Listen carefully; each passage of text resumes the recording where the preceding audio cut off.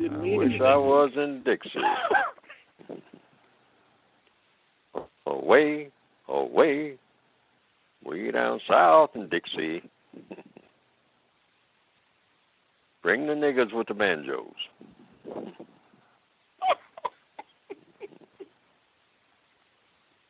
Send in the clowns. Oh, I wish I was in the land of cotton. Oh, times there are not forgotten. Look away, look away, look away.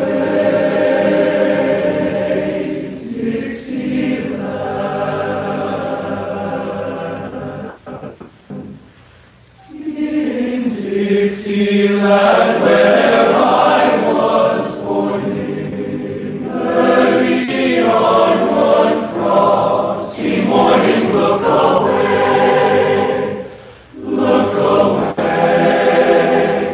look away, Dixieland. There I wish I was in Dixie, hooray.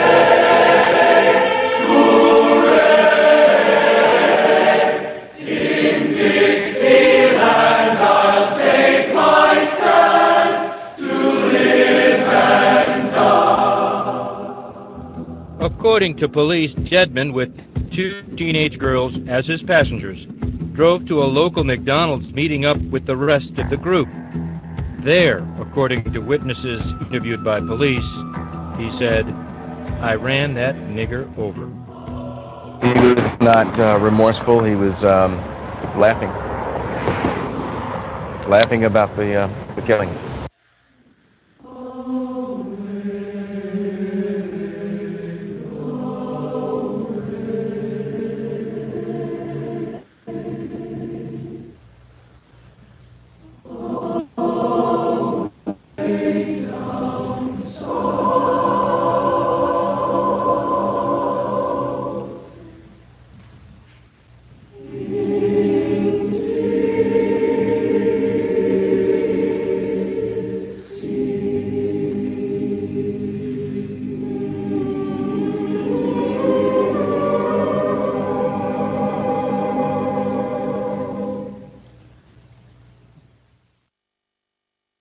Context of White Supremacy, Gus T Renegade, in for another broadcast, hopefully to share constructive information on the system of white supremacy. Today's date, Monday, May 30th, 2016. So I have been told, so-called Memorial Day in certain spots on the planet. Hope folks have been constructive and been able to successfully navigate the weekend. I know a lot of people had a day away from the plantation today or over the weekend, or however, whatever white people permitted for you or any other non-white people.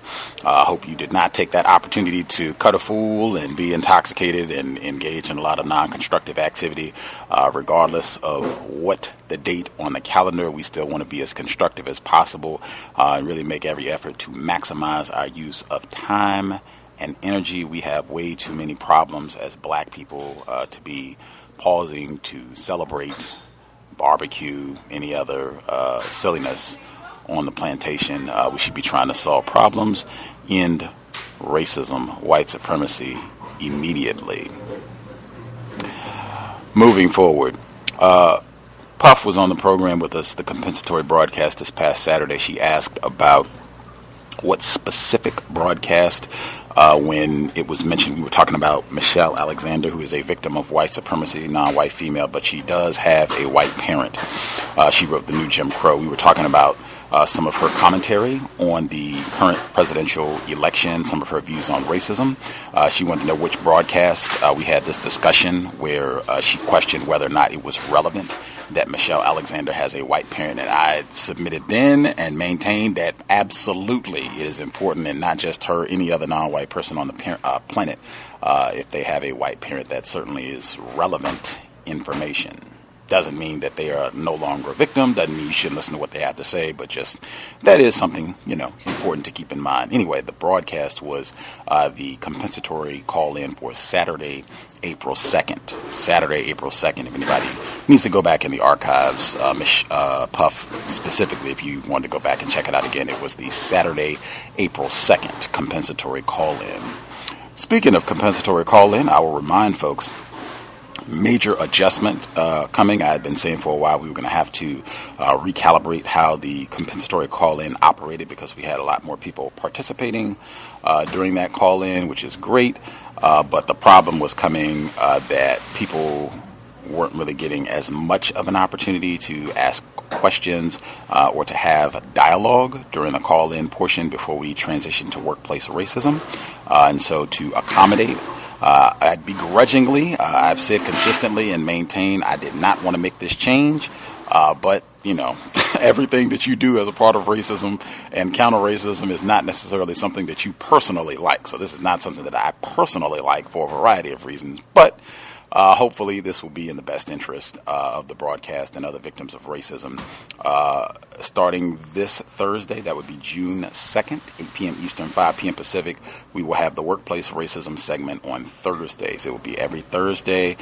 Normally workplace racism was an hour, so I guess we'll start with an hour, 5 to 6, and we'll see if folks have more to share. This is not going to be it's supposed to be workplace racism, but I want to call in and talk about white people having sexual intercourse with non-white people or any other random things that pop up. I know it's on Thursday, so let's call and talk about Scandal and, Empire was on last night. That is not what we're doing. We're going to be focused on what the topic is, workplace racism. So we'll start out with 60 minutes. If for some strange reason it ends up where we have more than 60 minutes worth of workplace racism, that is great. We will hang out longer, but starting out, it'll be 60 minutes. So it'll be 8 p.m. Eastern to 9 p.m. Eastern. That would be 5 p.m. Pacific to 6 p.m. Pacific every Thursday, the workplace racism segment, now on Thursdays. And then the compensatory call-in, that will give more time. So if people want to call in to talk about observations, news clips, certainly if people still have workplace racism that they want to share during that segment, that is great.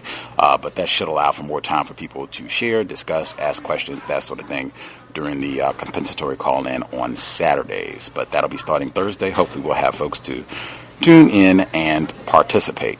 Alrighty. List of things I wanted to make sure I touched on that had accumulated over the month or past few weeks at least that I wanted to share my views on. We will make time if folks have commentary that they would like to share. Starting out, quick things I'm kind of building as we go, like prioritizing on my list. So starting out, I'd said people have shared through the years all kinds of news clips, movies, just all kinds of items that they find that are relevant to racism, white supremacy that they would like Gus to check out or what have you and give a thought on. I think folks, it seemed a good number of people were familiar with the film Zootopia that came out earlier this year. It's a Disney animation film. I think it came out in like February or March of this year. It got a good bit of attention because people said that it related to racism, white supremacy. I'm not going to talk about the film in detail. I can do this real quick. The gist of the film is basically that this city of all types of animals, that there is prejudice amongst the animals, and they don't have rabbits on the police force. So they say, well, we're going to have like an affirmative action program so that we get some rabbits on the police force. And so this rabbit, she joins the police force, and they still are discriminating against her. They make her like a parking attendant or something, real low down in terms of power and authority. Anyway, as the film proceeds, and people commented about this film specifically, like there were articles in the Root where they were saying that this film specifically addresses white supremacy, and they used that term in the title of the report, and many others, they were like, wow, Disney made a film dealing with racism. This is, wow, that's so progressive, and can you believe Disney did this project? One of the listeners checked it out. They asked me to give my comment on it. I can just play this quick clip right here. It's less than 60 seconds. This is the thing that stood out most to me in this film, Zootopia. Quick 60-second clip. This is the assistant to the mayor. This is a sheep speaking about what she sees as the problem in the kingdom of Zootopia. Pay attention to the numbers that she shares when she gives her commentary. So this is the sound clip from Zootopia. We're on the same team, Judy. Underestimated, underappreciated. Aren't you sick of it? Predators. They may be strong and loud, but prey outnumber predators 10 to 1. Think of it. 90% of the population united against a common enemy will be unstoppable.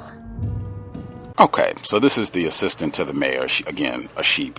She's talking to Judy, who is the rabbit who got promoted via the affirmative action program, first rabbit on the police force. What stood out to me, there are certain numbers that are significant to me within a context of white supremacy. That ratio, where the prey outnumber the predators 10 to 1, that the prey make up 90% of the animal population, the predators only constitute 10% of the animal population. That should be very, very significant for students, counter-racist students, I would say particularly students of Dr. Frances Cress Welsing, who talks about her theory of white genetic annihilation and individuals who classify themselves as white constituting a maximum of 10% of the global population, maybe less than that. That should be like, whoa, extremely significant. For me, what that symbolized, having the victims, 90% of the population, the majority of the folks on the planet, in this case they're talking about the animals, saying, hey, the predators, they are in the minority. We should be actively working to permanently neutralize the predators. Now, within the context of this movie, everybody is, getting along. The predator animals, they are not attacking anyone at this point. Everybody is getting along. But the position that the sheep that you heard talking in that clip, the position that she's taken is, hey, we are 90%. The predators, I think, eventually, at some point, they are going to attack us. That is their nature. That is their genetic makeup, is to attack us. They are predators. We need to be preemptive and go after them so that this never happens. We're in the vast majority anyway.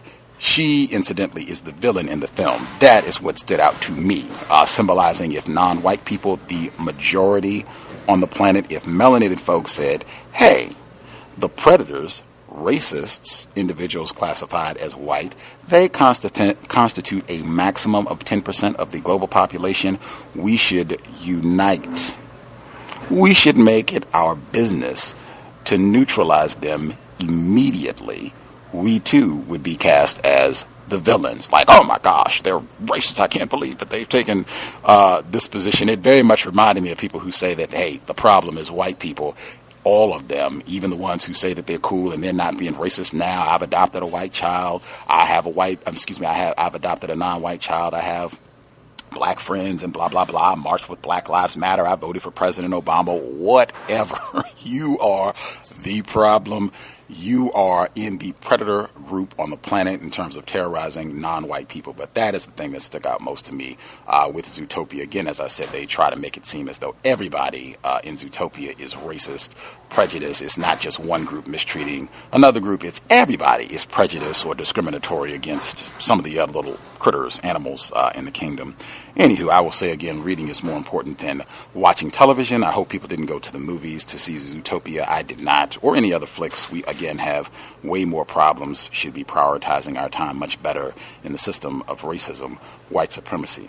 Speaking of reading, I'm not doing this to try to advertise or beg people to participate in the book study session. I'm really only doing this out of gargantuan respect that Harriet A. Washington has earned.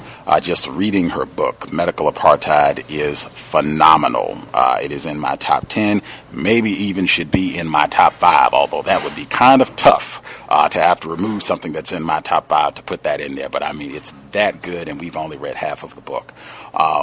we are exactly halfway through the book. We've done 6 study sessions. It's in the archives. You can feel free to go back and listen and catch up. Even if you don't listen, that's why I said I'm not really begging people to participate. We've had fantastic participation throughout so far. I hope it continues through the last half of the book. But even if you don't want to chime in, if you don't like listening to audiobooks and that sort of thing, this is a book you should have in your library. In fact, this is a book you should read, not just one that you babysit and say, oh yeah, I got that. I got a hardback copy, I got to sign it. No, this is a book that you should read, study, highlight, that you should know well, maybe even read with your whole family. You will learn a ton. It's such an important book. If you're a serious student of counter-racism, if you're serious about solving this problem, that is a book that you cannot avoid, ignore, miss, or make a lazy effort at read. I got through the first chapter and I just couldn't make the time, read that book. Anyway, one of the major themes in the early portion of the book is the grave robbing of black people's remains and using them for further just whatever diabolical purposes racists come up with, whether they want to conduct experiments, whether they want to use them for their white medical students or anything else. You can even insert the delectable Negro. But whatever nefarious means they come up with, stealing the corpses and remains of black bodies, a major theme that she talks about. So yesterday, I'm going through my Twitter timeline at Until Justice, just checking out what my Twitter folks, what they're tweeting about. Most of the people that I follow, they are generally sharing constructive information, things related to racism. So it's a non-white female, black female, New Orleans native. I met her this past summer when we were doing our study session on Gary Rivlin, Katrina After the Flood, and I was reading 5 Days at Memorial by Cherry Fink, I believe is her name. I'm reading that book, Suspected Racist, White Female Author. My friend on Twitter, she had written a dissertation about Katrina literature and the way that white people talked about what happened in New Orleans during and after the devastation with Hurricane Katrina and the levee failure. And she gave me just tons of great information, recommended other books to check out, the whole nine. So we stayed in contact on Twitter. I was checking out, and she had posted on her timeline how people like now, 2016, were going and doing grave robbing in New Orleans. And I was like, dude, what? Where do you have like a link or something? And once again, she came through like a champion and hooked me up with about 7-8 different links. In fact, I don't even have to read anything. I can just give you the audio clip. Shout out to my friend on Twitter. I just try not to call out names in case people don't want to be identified, but I was super hooked up. So this is one of the links that she shared about what's happening in New Orleans. This is not 19th century, 1600s. This is right now, 2016, New Orleans, Louisiana. A person who identified herself as a witch to our coverage partners at the New Orleans Advocate is at the center of a criminal investigation. She's accused of taking human remains from a historic New Orleans cemetery and trying to sell them online. Well, the 24-year-old has now skipped town, but spoke to Tanya Dahl by phone tonight. Graves dating back to 1879 line this historic New Orleans cemetery. Originally, it was a place where the city's indigent population was laid to rest. Whether it's in Holt, where it's a very simple little decoration, whether it's in St. Louis number 2, where you have huge monuments, somebody went to some trouble to honor somebody's life. Visitors can easily spot crumbled tombstones, and sometimes, especially after the rain, human remains. Investigators say those remains caught the attention of Devon Marie Machuca, a.k.a. Ender Darling. The 24-year-old is accused of plucking human bones from graves and trying to sell them online, advertising her finds on social media sites like Facebook, saying she could be found at this address on South Solomon Street. Court documents describe how a user with the name of Ender Darling on Facebook allegedly sent pictures to customers of remains found here at Holt Cemetery. In one case, they included 13 human bones and 3 teeth. Court documents say some of Machuca's posts describe how the bones could be used in, quote, curse work or general spells. We reached out to the 24-year-old by phone, who told our coverage partners at the New Orleans Advocate that she's now hiding in Florida, fearful for her life because of backlash.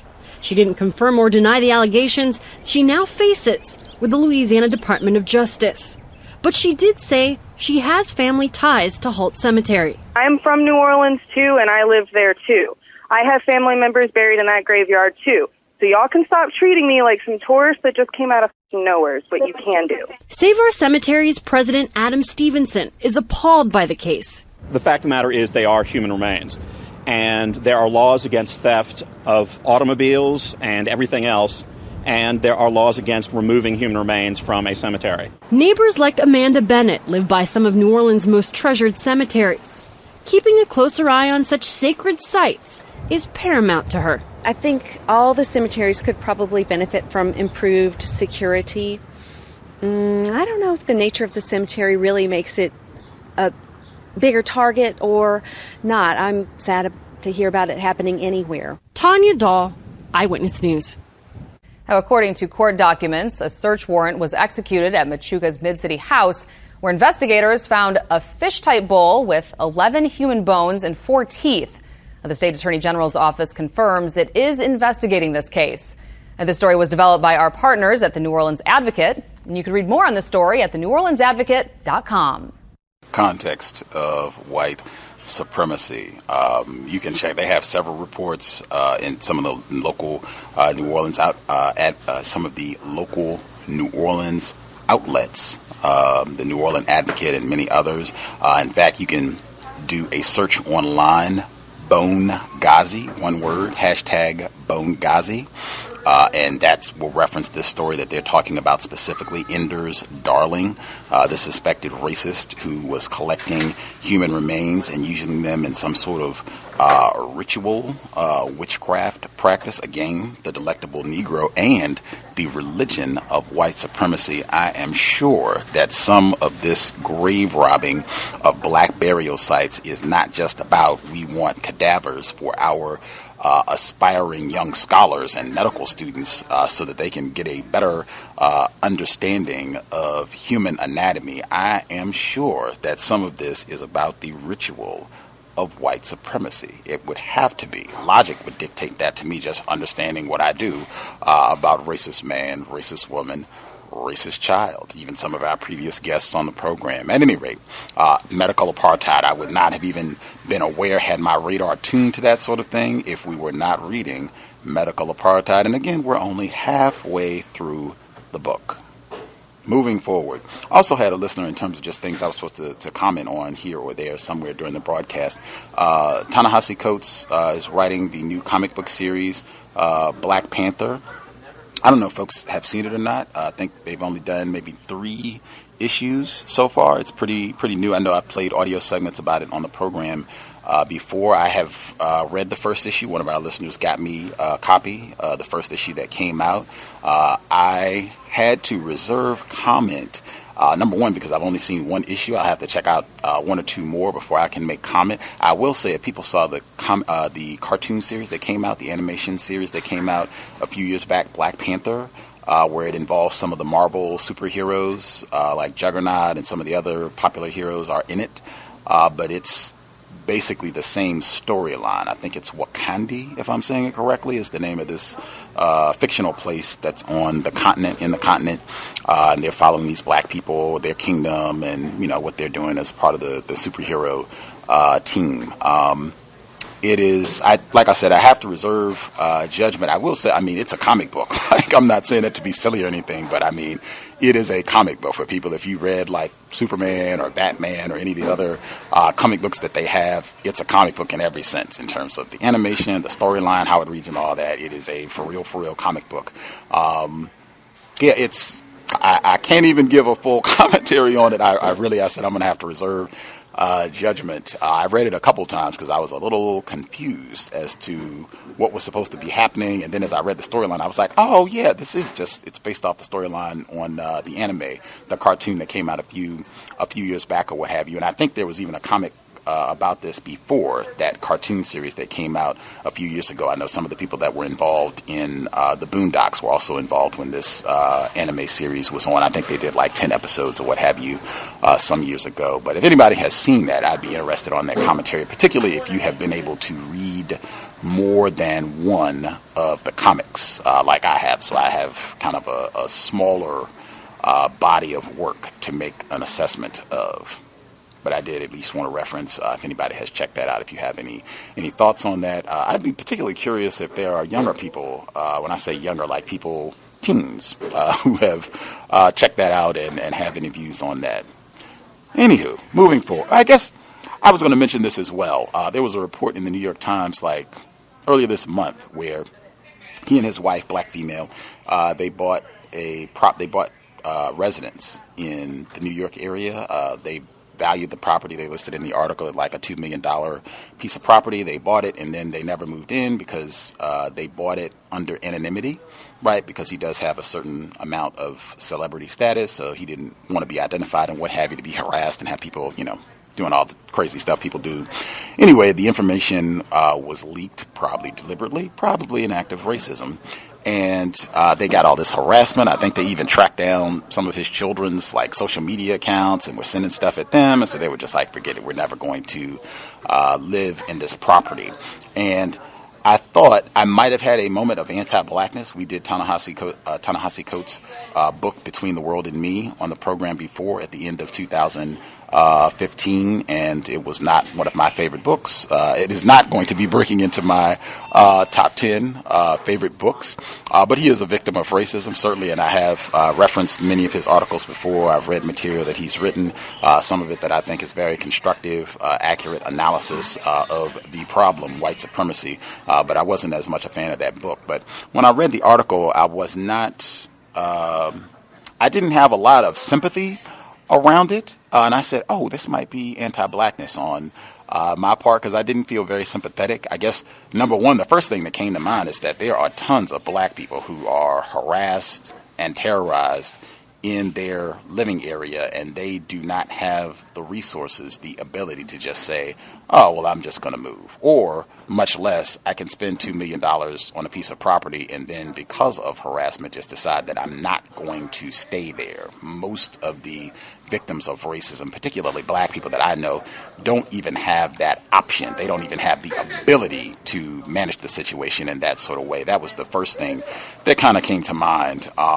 Really, that was kind of the overriding thing. Like, it didn't seem like this was causing an inordinate amount of distress and discomfort. You can just, sell the property, what have you, recoup your funds and keep it moving, get another property. But I did acknowledge and say, wow, this could just be anti-blackness, because that is messed up. Like they were saying, his children were being harassed on social media, and they went through all this effort to purchase the property with some anonymity, and then had the information leaked. And as I said, I suspect that probably was an act of racism to divulge that information that was supposed to be kept private, so people could, do their thing and just be trifling and tacky and harass his family. Act of racism, victim of racism, but that is something I wanted to toss out. Could have been a moment where Gus was having some anti-blackness of my own. Moving forward, speaking of prominent black people having a difficult time, it just to me seems like there has been a lot of that. I mean, that is kind of standard under the system of racism, white supremacy, but over the past, I would say at least 2016 and maybe a little bit before that as well, it just seems like a lot of prominent black people, particularly black, like elected officials, black people that are supposed to be in some position of authority, have been catching a really difficult time. Certainly Bill Cosby and that whole saga that, is continuing. And again, I'm not saying that he is innocent of anything. I wasn't a big fan of him before all of this broke. He could have, certainly done some of the things that he is accused of having done, but what's happening with him, Marilyn Mosby, the attorney down in Baltimore, Maryland, who brought charges against the officers in the Freddie Gray case. Thus far, the two officers that have went to trial, neither has been convicted, and it's just been a growing number of people saying, oh my God, I can't believe this niggers, charged these officers, and, what a disgrace. I think I played the audio clip this past weekend where they were basically saying that she rushed to judgment, just trying to quiet down the rioting and looting Negroes in Baltimore to keep them from burning up more CVS's and what have you, and she shouldn't have charged anybody to begin with. I think Commissioner Bratton in New York said the same thing. He did a radio program last week. He's not even in there. I don't even know why he felt he had to comment on this. I guess since it relates to law enforcement, he felt he had to get in his 2 cents. But he weighed in saying the same thing, that these officers should have never been charged. I think 2 of the officers that were charged have filed a suit alleging defamation of character in the case, even though a lot of people have said that they don't think this suit is going to go anywhere, that it's just symbolic. But I've even seen reports where people are saying that they, have suspicions or doubts if she will be reelected. I think she might be up for reelection sometime within the next year. They are doubtful if she will maintain her seat as prosecutor in Baltimore. Clarence Thomas, Justice Clarence Thomas, who seems like he catches flack all the time. They just had that decision last week where it was a black male in Georgia, where Clarence Thomas is from, incidentally, where he said he did not get a just trial because the prosecutors deliberately excluded black jurors, and they ruled in his favor. I think the ruling was 7-1 at the Supreme Court last week, where they decided that was correct, that his rights to a just trial were violated, and that he's supposed to get a new trial. And he was facing the death penalty, by the way, this black male. And Justice Thomas, as I said, 7-1, Justice Thomas was the lone dissenting voice, and I mean, woof, they came out of the woodwork. Even some white people hopped in and be like, no good Uncle Tom, I hate him, I can't be him. And they just went to town on Clarence, as usual. I mean, they do this every time, I feel like, where they have some sort of decision, particularly anything that deals with racism, the voting rights issue. It happened last year when they had the gay rights issue. Anything that comes out on those type of social issues, oh man, if he takes a dissenting view, they act like it's nobody else on the court, like he's the most powerful person there, and they just go to town on Clarence Thomas. Again, victim of racism. It doesn't mean that I agree with Clarence Thomas. It doesn't mean that I like, quote unquote, Clarence Thomas. I'm just making an observation about what has been happening to more prominent black people, particularly black people that have in some position of power or authority. Even I was paying attention to Loretta Lynch, Attorney General Loretta Lynch, last week. It was announced that they were going to pursue the death penalty against Dylan Roof down in South Carolina, the young white terrorist who coming up on a year, his terrorist assault at the Mother Emanuel AME Church in Charleston.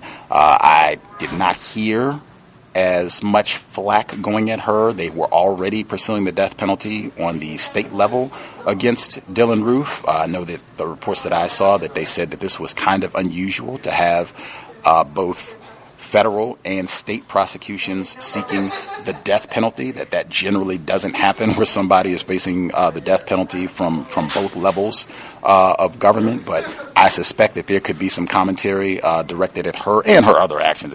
People just having this black female in this position to begin with is enough of an offense. Tony Chaplin is the black male interim chief of police in San Francisco. They just fired the former chief, Sir, who's a white male in San Francisco, after they shot and killed a black female in San Francisco earlier this month. Jessica Williams was her name. She was unarmed. But they put in an interim black chief, Tony Chaplin. He's been catching it.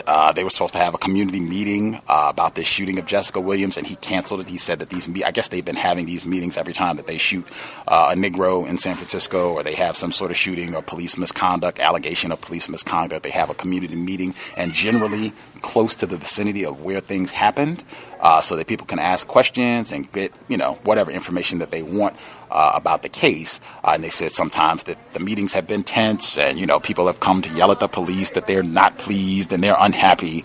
And he announced that they were not going to have a community meeting about the shooting of Jessica Williams, this black female who was shot and killed earlier this month, because they didn't think it was productive to have these meetings that people just come to shout and yell at enforcement officers, and they're not going to do it. And people were upset about that and going in on Mr. Chaplin, and they wrote several articles saying that they don't know if this is going to make any real difference, having this new enforcement officer, black chief of police in San Francisco, if this is going to really make any changes, because they've been having a lot of problems over the last year, all the racist text messages and all this other stuff coming out. I mean, it's just been tons of them. Africa Bambaataa, I don't even think we talked too much about that, where he's facing allegations of sexual misconduct that, he apparently is accused of doing these things some years ago against young children. Same thing I said with Bill Cosby. I don't know in terms of the truthfulness of these allegations. I don't know if this is going to go to trial, if this is something that's going to be adjudicated, but it just seems like lots and lots of black, particularly officials, not isolated, not solely black officials or black people that are in some prominent position, but lots of black people that are in higher positions of stature on the plantation. Just seems like they are catching it. And I think that is a part of 2016 and what is happening, the reconstruction of white supremacy. Really, if I was going to use Dr. Welsing's analogy where she says Mr. Fuller's 4 stages of white supremacy: establishment, maintenance, expansion, refinement, that recycles, that we have been in the refinement stage, and it just recycles. It starts over. It goes back to establishment. I think this is what that looks like. In fact, you can even go back. We were talking about the Reconstruction period. Man, we should read something on that. We should read something else on that. I guess we read Ben Tillman and the Reconstruction of White Supremacy last year, but there's a lot of literature on the Reconstruction period. We should read some of that because it is similar in that regard, where you had black elected officials, you had a lot of black congressmen and what have you, and state legislatures at that time. A lot of those folks were under attack. Even in Ben Tillman, the Reconstruction of White Supremacy that we read last year, you had elected black officials being assassinated at that time, where whites were just done. We're tired of these, uppity Negroes trying to tell us what to do and rule over us. The threat of Negro domination hangs over us like the sword of Damocles. We're tired of this, and we're ready to roll, and we're going to get rid of these Negroes. That was pretty much what happened 1870s. It looks very similar in terms of what's happening now. I would, again, especially with regards to more prominent black figures being attacked, kind of something to pay attention to as we proceed. I'll also get in kind of quick, since I mentioned Tony Chaplin. That seems to be a major part of the racist strategy right now in terms of any police department that is facing any criticism or scrutiny around having shot and killed a Negro or anything, brutalized somebody, tased somebody.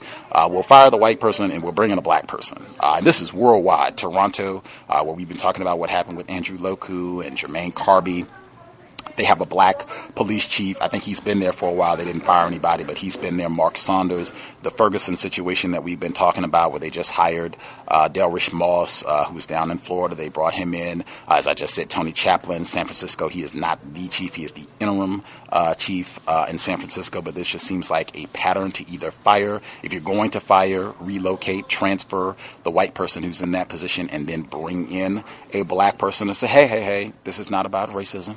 We hear you niggers out in the street. Black Lives Matter, yes. And so now we will have a nigger in the office of chief of police, and now we won't have any more problems with racism. And it's almost like they walk off the stage when a white person makes this announcement. They walk off the stage snickering. Right on. We've got this nigger in office, so, the nigger should be happy now. And then they just continue doing whatever they're going to do. They know that this black person is not the person who is really in charge of the department. I would almost switch and play that clip from Crash, which terrible movie, but I do think that one section where they play, where they have a black police officer talking about his impotent position within the LAPD is brilliant. That's about the only accurate portion of that 2-hour disgraceful piece of cinema. Reading is more important than watching television, but important thing that's happening right now worldwide. My only commentary on that would be to remember that it is white people to blame. I would encourage not wasting a whole lot of time fussing at these black people that are allegedly in charge. White people put them there. White people can remove them, and white people are still in charge, much like what we have observed with President Obama over the last almost 8 years. Moving forward, before I get to the clip on Dr. Francis Cress Welsing, and man, it's so important, and it's great because it's so far back, relatively speaking. It's before the Trump phenomenon was even in existence, right? This is before the piece that I'm going to play. It's before even the 2012 election when Obama was looking for his second term. But it is so relevant, in my opinion, to what is happening right now and Trump's potential run to the White House. But before I get to that, we've been on the program so long It is wild just for me even reflecting, because I did not have any notion when all of this started that we would be broadcasting for this long. We came back to the air when we do our anniversary and everything. I said we've been back on the air for 7 years plus now. That is true. We came back on the air February 2009. The C.O.W.S started in October 2007, although we were only on for 2 months, and then whites threw us off the air, which I predicted would happen if we were constructive. Back of the bus and I, we talked, and that was what I said. We will know we were at least kind of fumbling in the right direction if whites have a problem with us having this program on the air, which they did in a very short period of time. And in 2 months, we weren't even, it's not like we were broadcasting every day or multiple times a week. We only did one program a week. We had a 2-hour segment every Friday, once a week. And so, I mean, we only did about 10 programs. I don't even know if we did 10 programs. It might have been less than that. But in a very short amount of time, they were done with us at the University of Washington's radio program. So one of the first times that we had a guest on the program, it was late October of 2007, and the Black Student Union at the University of Washington. This is like student group. It's not all black students, because they did have white members at that time. I'm sure they still have white members now, but mostly black members. I'd say if I had to put a percentage on it from what I saw, I went to many meetings. So from my observation at that time, it was more than 80% black. We went to a meeting. They were having a bachelor's auction, and that was what it was called, the Black BSU, Black Student Union bachelor's auction. Man, just reflecting on that, I so wish that we had kept the audio or the recordings from the meeting. The gist of it, they were having this auction where they had black male members of the Black Student Union. And I think even if you were not a member of the Black Student Union, if you were just a black male student at the University of Washington or affiliate or whatever the case may be, you could volunteer, sign up, and basically you would go and people could bid on you. You go on stage and people could bid on you, and whatever money was raised in auctioning you off would go to the Black Student Union, and they would raise, it was like their fundraiser. They would raise, like, I don't know, $1,500 ballpark, something slightly lower than $2,000 is what they would raise at that time as part of their fundraiser, right? And I immediately saw this, just like, oh my God, the incorrectness of that. I cannot believe it. And they said that they would solicit white fraternity and sorority members to come to the auction and bid, because they have money, right? So to come and bid on these black males. And I just thought, wow, like this is super incorrect. Like there has got to be a better way to raise funds. So we talked about this. I think that was the first time that the members of the Black Student Union that we had on, that was the first time that we had guests on the C.O.W.S. Like the first couple times that we did programs, I don't think we talked at all. And then gradually, myself and Back of the Bus, we talked, and then they were the first guests that we had on the program in October of 2007 to talk about the bachelor's auction, the origin of this, is this incorrect, connections to slavery, the whole nine. During that broadcast, we got them to agree to have a meeting during their monthly Black Student Union meeting.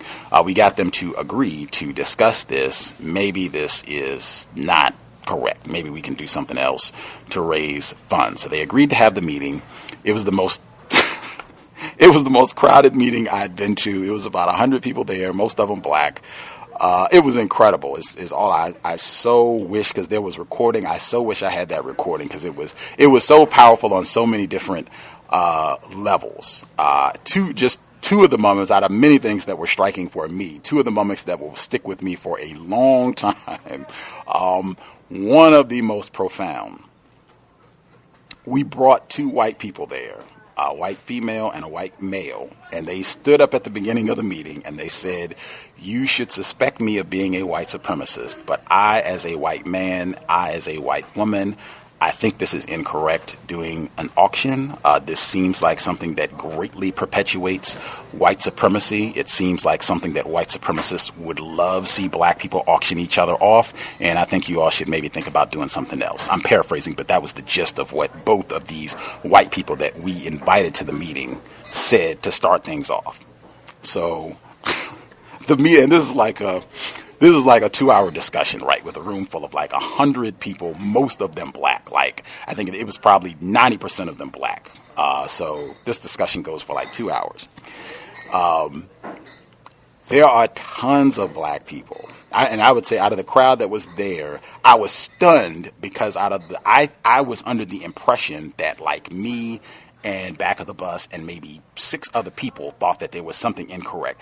I was stunned. They did a raise of hands with people who don't think we should do the auction. And it was like 35-40% of the people raised their hands. I'll say maybe 30 to 40. But I was stunned because I had no idea that many people thought that there was something wrong about this, which was a huge lesson for me, that there generally might be quite a few other people who are in agreement, who see things as being incorrect about racism, white supremacy. Maybe they don't want to speak up. Maybe they don't even know. Maybe, they've never said anything to you, but generally there will be quite a few other people, more than you suspect, who will be in agreement with your stance on racism, white supremacy. That was one huge lesson for me. But anyway, I thought that there would be, most of the people would be like, Gus, shut up, get out of our meeting. This is great. We're doing our auction and you can get the hell on. That was what I was expecting. So we continue with the dialogue, and so many people got up and were like, I do not need no white person to come here and tell me that what we're doing is incorrect. I don't need any white. And I mean, it was like applause, like, yeah, that's right. I don't need no white person to come and tell me nothing. And this didn't just happen at the meeting. This went on for like 8 months. This meeting was in like October or early November of 2007. So I mean, like in April of 2008, I still had black people who were at that meeting who would come up to me and be like, yeah, the discussion on the auction, that was great. It was such a great time. But I don't need no white person to come and tell me, a black person, you could have just come and told me that there was something wrong with the auction, or, anybody. I don't need no white person to come and tell me. It doesn't mean anything extra just because a white person said it. That was one of the most profound things that happened. I obviously do not believe that. I had concluded a long time before that, and just the fact that 8 months after this, people were still coming up to insist that it doesn't mean anything. I don't need no white person to come tell me anything. It doesn't have more weight or more credibility or more validity just because a white person said it. I obviously do not think that is true. I have seen nothing in my time on the planet to suggest that is true. Everything about my existence, everything about my life under white supremacy tells me when a white person says something, it has a lot more weight than when a black person says something. That is extremely unfortunate, but that is the logic of racism, white supremacy. Anyway, so that was one. Second, well, out of many profound, people got up and cried at this. It was incredible. Anyway, second most profound moment out of many, it was a black male member, and he was an officer in the BSU, no less. So he's in front of the group. The discussion has been going on for maybe 90 minutes. And he says, you know what?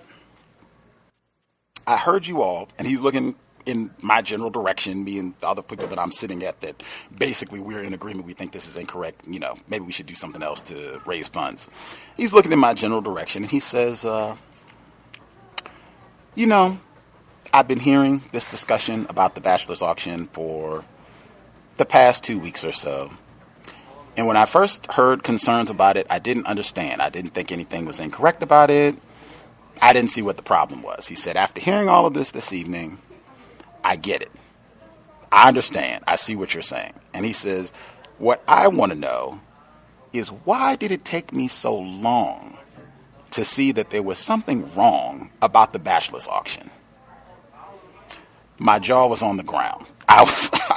If I had my druthers, that would have been when on the program sometimes when I'm like, let's just pause.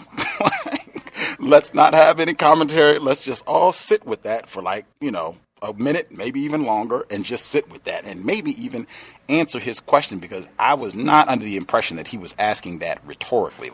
I was seriously under the impression that he wanted an answer, or at least commentary, feedback on why it took him so long. This is a college student, not a freshman, I don't believe.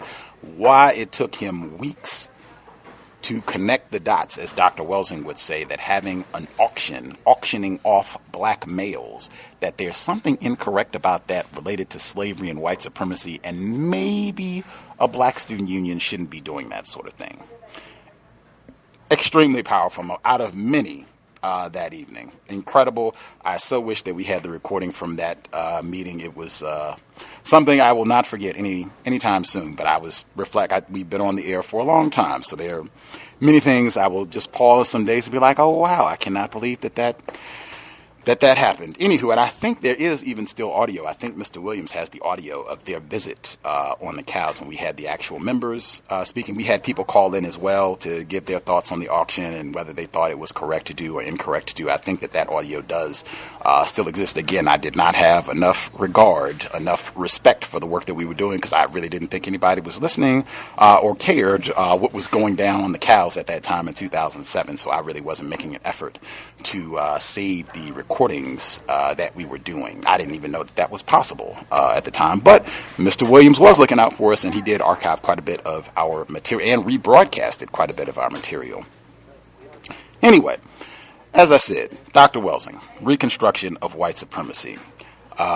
In my view, this is even more important. I've been thinking about this segment like the whole year since her transition back in January, and particularly in connection to Donald Trump. I'm not sure if she included this in some of the talks that she gave, not the Final Welsing Institute, but other places when she was on this program in November of 2015, and some of the other interviews that she gave on the Carl Nelson program and other shows. I'm not sure if she connected what was happening with Donald Trump as being a part of the reconstruction of white supremacy, but she was a guest on this program the summer of 2011. This is July 2011 specifically. Her 10th time on the cows. And I had been talking to her privately off the air, and she said, the system of white supremacy, it recycles. I just laid that out before. Mr. Fuller's 4 stages of white supremacy, it recycles. Thankfully, when I talked to her privately, anything that I thought was really important, I tried to make a note and then ask her once we got on the program so we could share it with listeners, and she did a great job. She took her time and broke down the whole concept. So this is like 10 minutes, but this is her dissecting that. I would encourage folks to just connect what she's saying here. And again, this is before the 2012 election. So this is before Donald Trump was even on the horizon for running for president in 2016.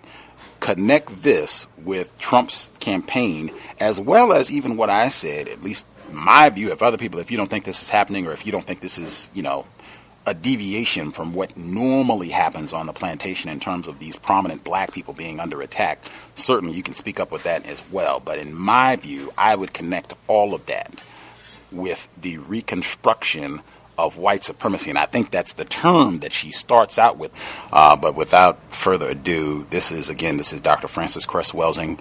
This is July 2011. Should be in the archives if you want to hear the entire segment and what she addressed there. July 2011, her 10th visit on the context of white supremacy, and she is addressing the reconstruction of white supremacy, how the system of white supremacy, it just recycles. The 4 stages of white supremacy as outlined by Mr. Fuller, they just start all over again. Context of white supremacy, we will get to Dr. Welsing's audio clip.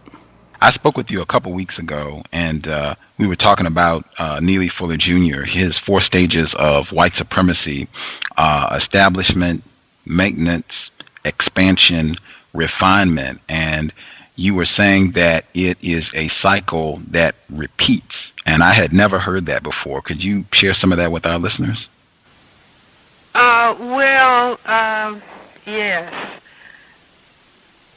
I think that a critical word is reconstruction.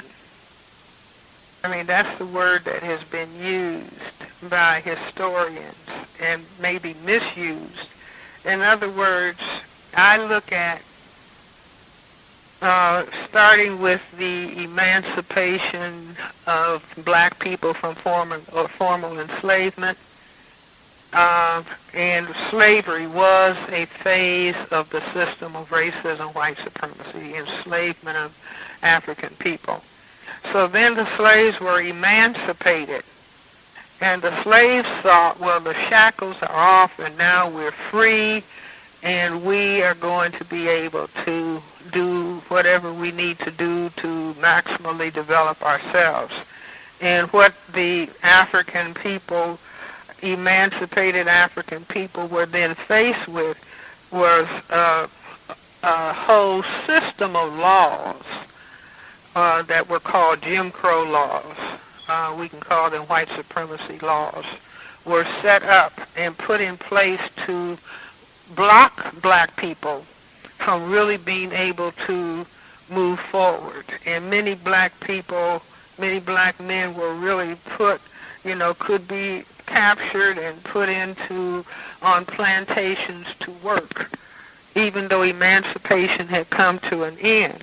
And so I said that was like the reconstruction of white supremacy. The reconstruction of white supremacy. Also, at the end of enslavement, there were black people in the South who became senators, and they had different positions in the government. And so then the laws were constructed, and those black people were knocked out of those so-called power political positions. So the next thing that happened was the civil rights era, where black people moved en masse, Dr. Martin Luther King and others, moved en masse to change the laws. And the laws were changed. But then the system of racism, white supremacy said, wait a minute, these black people are talking about black pride, black dignity, black power, black is beautiful. We cannot have them respecting themselves. If they really continue this respecting themselves, then we're going to have a difficult time maintaining the power equation of white over non-white. So we have to dismantle this black respect. And I maintain they did it psychologically through so-called music and entertainment. And whereas you had a group, hip-hop group like Public Enemy, come out with an important album, Fear of the Black Planet, which they had based on my paper, The Cress Theory of Color Confrontation and Racism. They had put a political message on the rap. I maintain that the system of racism said, wait a minute, we cannot have black people made politically aware through the music that they listen to. So what we have to do is take charge of these musicians and pay them to put a trashy message, a message of trash and degradation of black people. Now, we're going to pay them millions of dollars so they will look important, and we will even have them giving monetary contributions to the Urban League and the NAACP, and maybe even to politicians. But we will have them peddling trash, the psychological destruction. Now, they are not politically sophisticated, so they won't understand why we are having them do this, but they'll be glad to get the money. And so we will have them purvey this trash. And so you end up with black people calling themselves niggers, gangsters, thugs, dogs, bow wows, bitches, and hoes. So we became the only people on planet Earth that were willing to demean and degrade ourselves.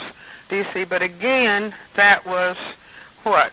That was a second reconstruction following the civil rights movement, when black people were moving in a positive direction about themselves.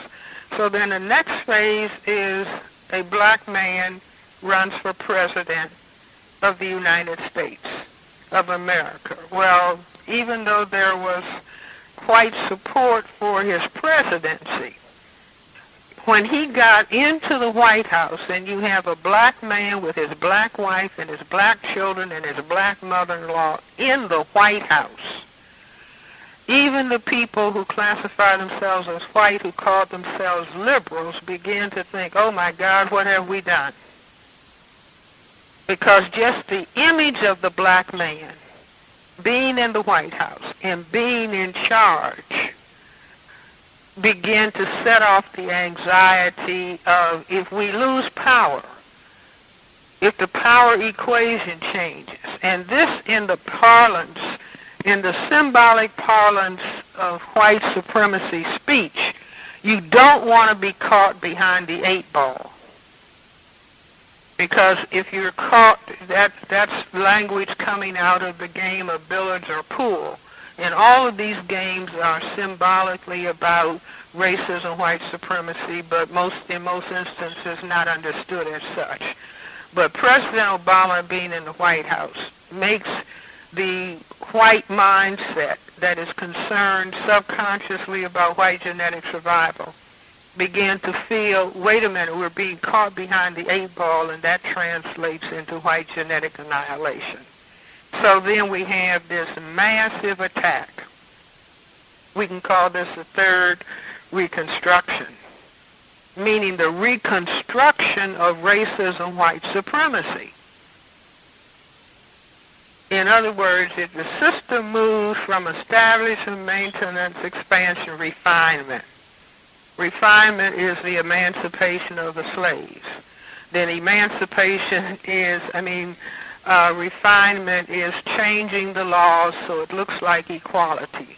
But each time you have that kind of gain, it has to be thrown back, because the fundamental concern is white genetic survival by any means necessary. So you have a black man becomes president.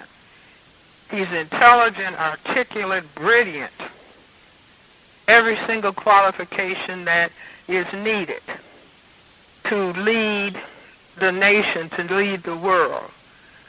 But then it hits subconsciously that this means white genetic annihilation, or symbolically, just because a black man is supposed to be in charge.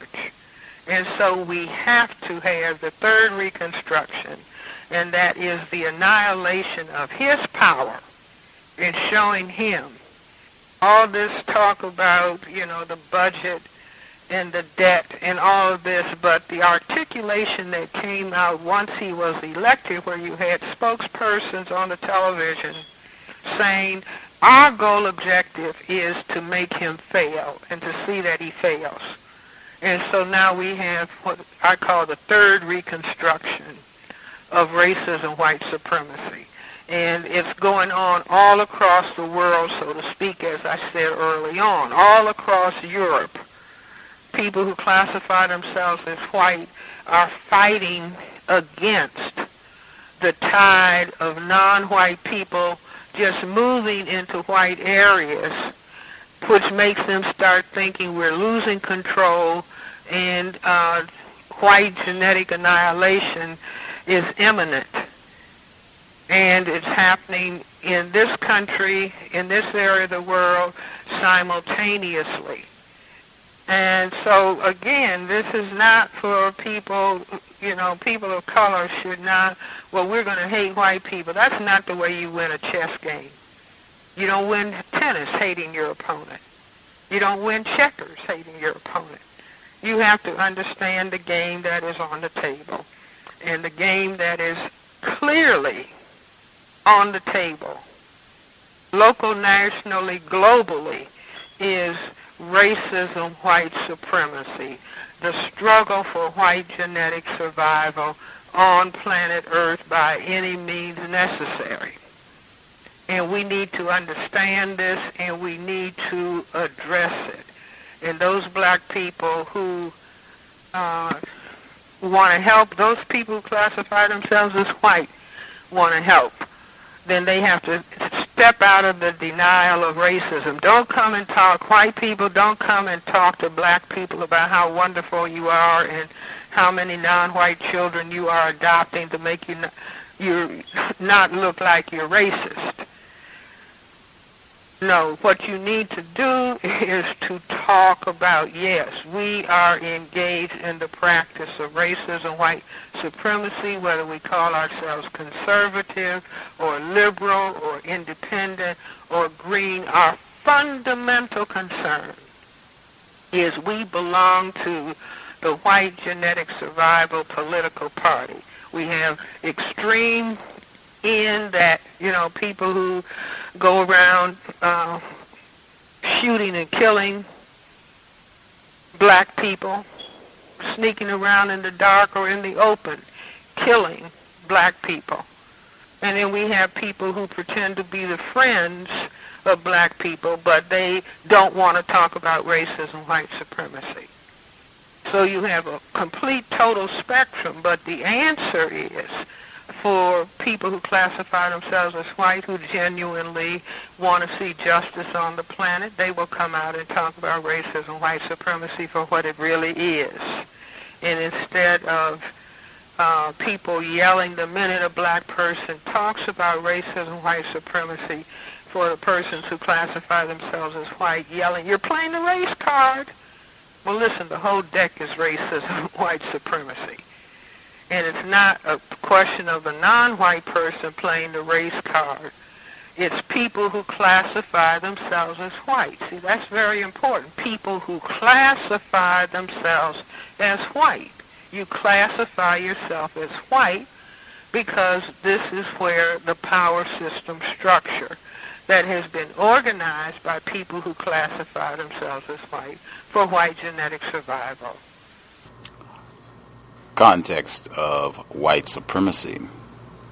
Dr. Francis Cress Welsing. If this is so-called Memorial Day, where we are supposed to recognize fallen soldiers, for sure, Dr. Francis Cress Welsing qualifies.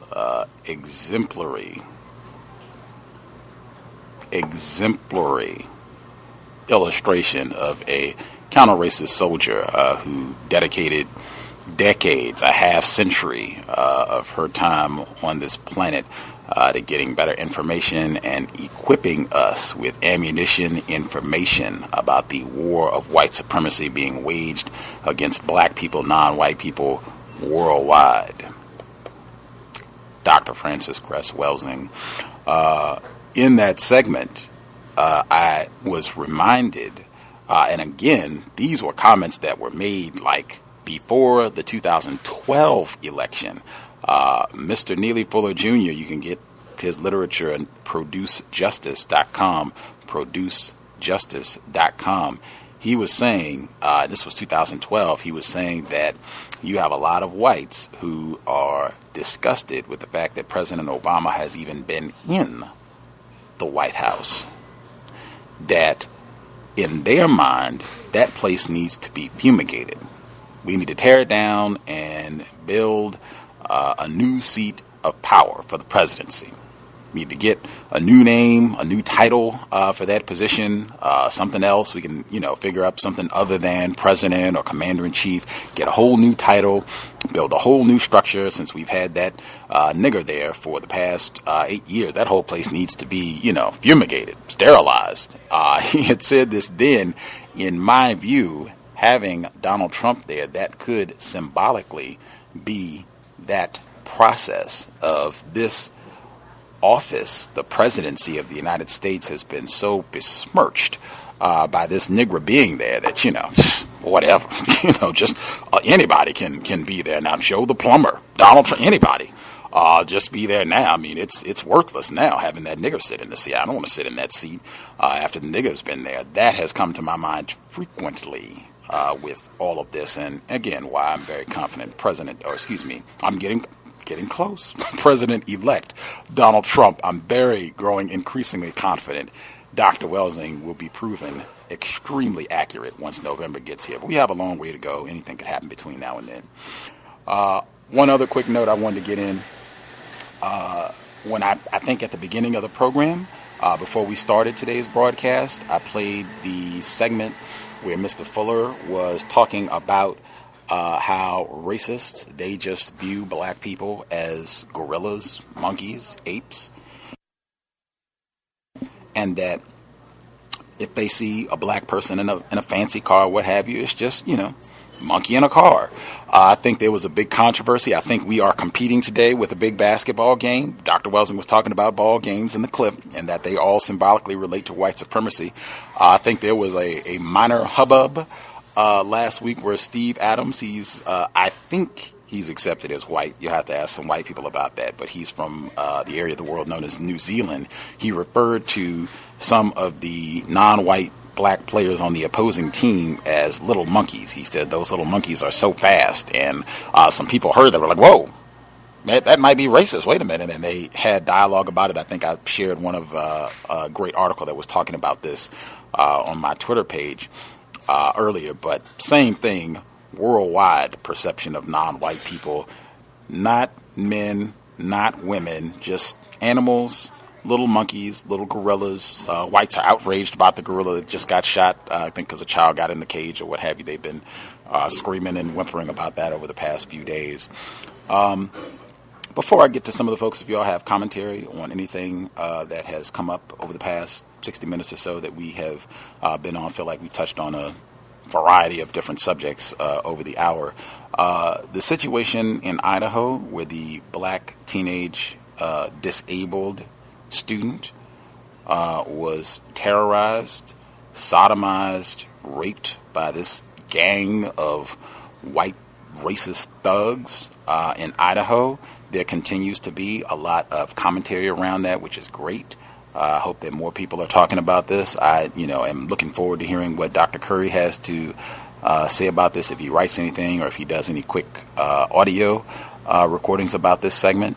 There was a post in the Washington Post today. There was an article. I'm actually going to read the whole article because it's pretty fascinating. I might slip in a comment here or there, but I would just remind, because Dr. Welsing did touch on this in her commentary that I just played, where she talked about white people who, again, I'm not racist. I've adopted, 8, 12 of these little nigger children. What are you talking about? I'm not racist. Here, look, see, you have family portrait and everything. That does not disqualify you from the race soldier list. In my opinion, it just moves you higher up on the list of race terrorists. But the Washington Post article, A Community on Edge, Town Torn Apart by Sexual Assault Accusations Against Football Players. And this is, again, why I say metaphors. The town is not torn apart. I mean, let's not be melodramatic or anything. There's one victim here. That teenager, and I would say you have one direct victim, and then you have secondary victims, the other black people who witnessed this other black person, his adoptive siblings and what have you, the other black residents in the town. It seems that there are not that many black people there, but those would be the victims. Everybody else there that's white, you're not a victim. And it doesn't seem, I'm sure these people are not crying and whimpering and struggling, wondering where their next meal is going to come from as a result of this, or hunkering down, they're going to lose their jobs. I am sure that is not happening. In my opinion, this is just another way that racism, white supremacy is practiced, where they try to make it seem like once a white person or group of white people are indicted or suspected of practicing white supremacy, where it's, oh my gosh, we're reeling. This is a bombshell. They employ all of these metaphor words at the end of the day to obfuscate and just add confusion so that we're not being as clear and accurate as possible about what's going on. But let's read the report. This is written by Rob Kuznia, Kuznia. This is posted today. Dietrich, Idaho. The first child they adopted was a 2-year-old from the Marshall Islands who had rotten teeth and a large abscess covering the side of his face. At the time, the family of Tim and Shelley McDaniel was still passably conventional in this no stoplight town of 330, surrounded by high desert dotted with sagebrush and cattle. But since the first adoption in 2000, the couple have brought into their fold 19 more castaway kids from all over the country, most from troubled families and half of them black. The McDaniels now provide their town in Idaho's conservative Mormon country with the entirety of its black population save one mixed-race child from another family, insert cowbell.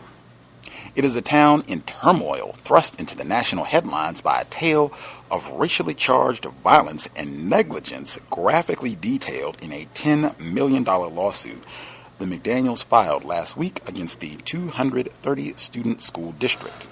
The suit claims that 3 players on the high school football team sexually assaulted a mentally disabled teammate, a son of the McDaniels, with a coat hanger which they kicked deep into his rectum. The 3 alleged assailants are white. The McDaniels' son is black.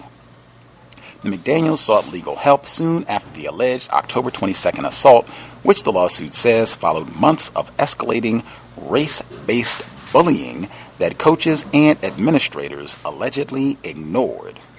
I needed to know how to keep him safe, Shelley McDaniel said of her son, who was a senior, and we were just shunned. The alleged assault and the lawsuit's contentions have torn apart the once tight-knit community, revealing the challenges of raising an unconventional family in a rural small town and sparking the resentment of people who feel unfairly branded as racists. It's a community on edge, said Lincoln County Sheriff Kevin Ellis. I think the way to put it is everybody feels targeted. And I'm just going to stop right there. There's some other things I could have pointed out, but just that right there, again, the metaphors and what have you. On edge of what? Are you about to fall off a cliff? What are you talking about? Everybody feels targeted? Do you have a bullseye on your chest? Is anyone shooting at you? Is anyone coming after you to stick a hanger in your rectum? What are you talking about? Just because there are allegations, and it seems evidence to support that there was racist conduct being practiced, why would everybody in the town feel targeted? If I didn't have anything to do with this, if I'm not a student at the school, even if I am a student at the school, if I didn't have anything to do with this, why would I feel targeted? Is someone coming there because of these allegations? Is someone coming there to round up all of the racists and put them in jail? I haven't heard anything like that. I've only heard 3 people being charged. I haven't heard anything happen to anybody else in the town. Nobody else, to my knowledge, has been criminally charged. What's the problem? I don't understand. Again, in my view, they do this sort of thing consistently where it is, we white people, we are the victims. We have been targeted. We have been torn asunder. Our lives are falling apart. Oh, woe is us. Moving forward. The tormentors, allegedly led by football star John R.K. Howard, a transplant from Texas with ties to a prominent Dietrich family, forced the victim to recite the words to a racist song, called him racist names, and in full view of coaches, physically fought him as part of a toughening up program until he fell down unconscious, the lawsuit claims. The players were expelled in November and criminally charged in March. Howard and an alleged accomplice, 17-year-old Tanner Ward, have been charged as adults with felony sexual assault for forcible penetration with a foreign object. Ward was bound for trial at a preliminary hearing in April. Howard is due in court June 10. A third defendant, 16, will be tried in juvenile court. No one has entered a plea yet. They're 15, 16, 17-year-old boys who are doing what boys do, said Hubert Shaw, who owns the town's feedlot and whose daughter-in-law is Howard's aunt. Now, even that right there is astounding for the allegations in this case. I don't know about you all. Having been a boy myself, I don't ever remember pursuing someone to ram a hanger or anything else up their rectum. That is not what boys did when I was coming up, but maybe I was, I just missed out on what boys do. Moving forward, the McDaniel family began as a Brady Bunch unit, Tim and Shelley and their 5 biological children from previous marriages. They moved here from Boise, Idaho 2 decades ago as newlyweds. Tim, tired of selling cars, decided to make use of his education degree and accepted a job teaching science at Dietrich High School. 15 years ago, the McDaniels started adopting children. The house felt so empty to Shelley when her own children were off with her ex-husband. I told her to start saving up, laughed Tim. Adopting kids is expensive. Tim, 60, and Shelley, 51, now have 25 children in total. To accommodate the outsized brood, I'm going to even stop right there. The term brood, B-R-O-O-D, is defined a family of young animals. a family of young animals. Now, the lower definition informally, all of the children in a family, but that's the lower definition. The first definition you will see with brood, a family of young animals. I think that is important since most of the children that they have been abducted, adopted, and are not white, black specifically. Extremely important use of language. Moving forward. To accommodate the outsized brood, they purchased a fitting building, the town's former elementary school, right across the street from Dietrich High, now a K-12 school. They remodeled it into a high-ceilinged homestead that has housed as many as 33 people.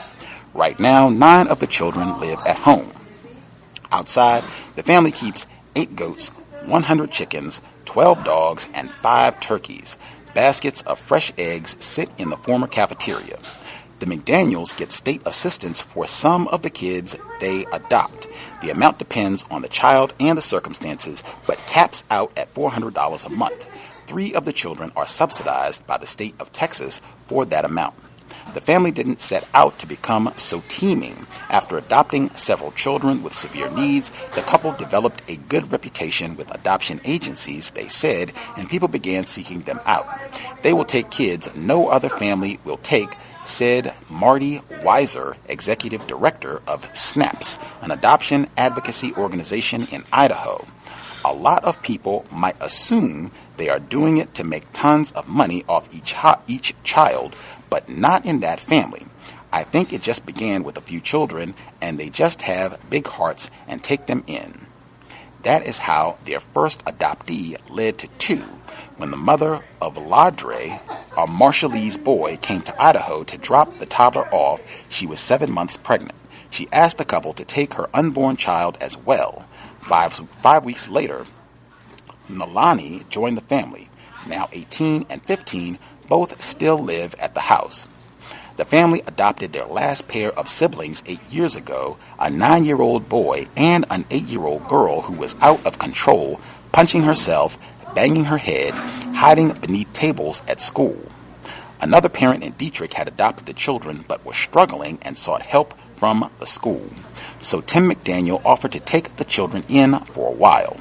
Among the 16 kids adopted in the years between those bookends is the son allegedly assaulted in the locker room last fall. The Washington Post does not name victims in sexual assault cases. Exposed to drugs and alcohol in utero and diagnosed with disorganized schizophrenia, he struggles to carry out tasks that involve a sequence. When writing the first sentence of an essay, for instance, he may forget the point of the project. He carries this huge backpack full of all his books so he can be sure to have the one he needs, says Shelley McDaniel, herself adopted and raised in Boise. As a lineman with the football team, the team could seldom avoid jumping offside. The quarterback's play calls confounded him. Shelley says that she first learned of the bullying in August through another son, 17-year-old Rasan, the team's manager. He told her some of the players would hump the backsides of him and his brother and other boys. Then her son came home in October with his underwear torn by a wedgie that he said his teammates had given him in the locker room. Incensed, McDaniel said she marched across the street the next day to confront the principal, Stephanie Shaw. McDaniel said Shaw instructed her to call the coach, Michael Torgerson. Shaw could not be reached for comment. Ben Hardcastle, the superintendent, declined to comment, citing the ongoing litigation. The 3 are among the defendants named in the lawsuit. When Shelley asked Rasan if he had been targeted as well, he told her about the alleged hanger assault on his brother. The couple took their son to the emergency room for treatment, and hospital staff reported the alleged sexual assault to the police. They ought to fire them all. The town of Dietrich was founded in 1909 along a railway whose cargo trains still announce their presence with a blast of the horn while disappearing into the desert expanse. Ernest Hemingway used to hunt pheasant here, and townsfolk have a photo to prove it. Back then, Most of the inhabitants were homesteaders or rail workers. Now many of the residents either work in neighboring communities or for one of the two largest employers in town, the school district and the cattle feedlot owned by Hubert Shaw. His son, AC, is much beloved as one of the winningest girls basketball coaches in the state. AC Shaw caught a rare bovine disease that nearly killed him and left him wheelchair-bound. But he still coaches, as an ESPN segment on him noted last year, even though he can't walk and can barely talk. AC and his wife, Jalen, took Howard in last year. He had moved due to his inability to keep out of trouble in Texas, according to the lawsuit. He has since moved back to Texas, where his mother declined an interview request. Hubert Shaw said he didn't know Howard well. I would guarantee that those boys had no criminal intent to do anything or any harm to anyone, Shaw said. Boys are boys, and sometimes they get carried away. Have you ever been popped on the butt with a towel when you was in sports? But I know all the coaches, he said, and they are high-integrity people, and they are not going to let anything happen. The town's mayor, Don Hyken, said sports are everything in Detroit to an unhealthy extent. My son and daughter went to school here in the late 80s. He said neither wanted to take sports. Well, the kids ridiculed them. My son went out for football one year because he got tired of being teased. Hyken does not sugarcoat his opinion on the matter. I think they ought to fire them all, he said, referring to the long list of defendants in the civil case. When this happened, everybody just swept it under the rug. These two boys were the top players on the football team. The coaches didn't want to rock the boat. They were having such a good season. But Hyken also said the entire town has been besmirched for the alleged actions of outsiders. Ward is from the nearby town of Richfield.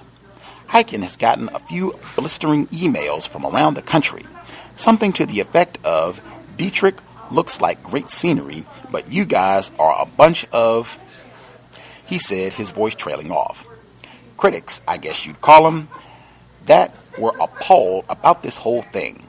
Well, I was appalled myself. The McDaniels, Mormons who worship at the town's meeting house, said the local bishop has reached out to offer advice on training and support for their son who just graduated from high school. The church asked the people here to love everyone, not to take sides, and to say less rather than more, Shelley McDaniel said.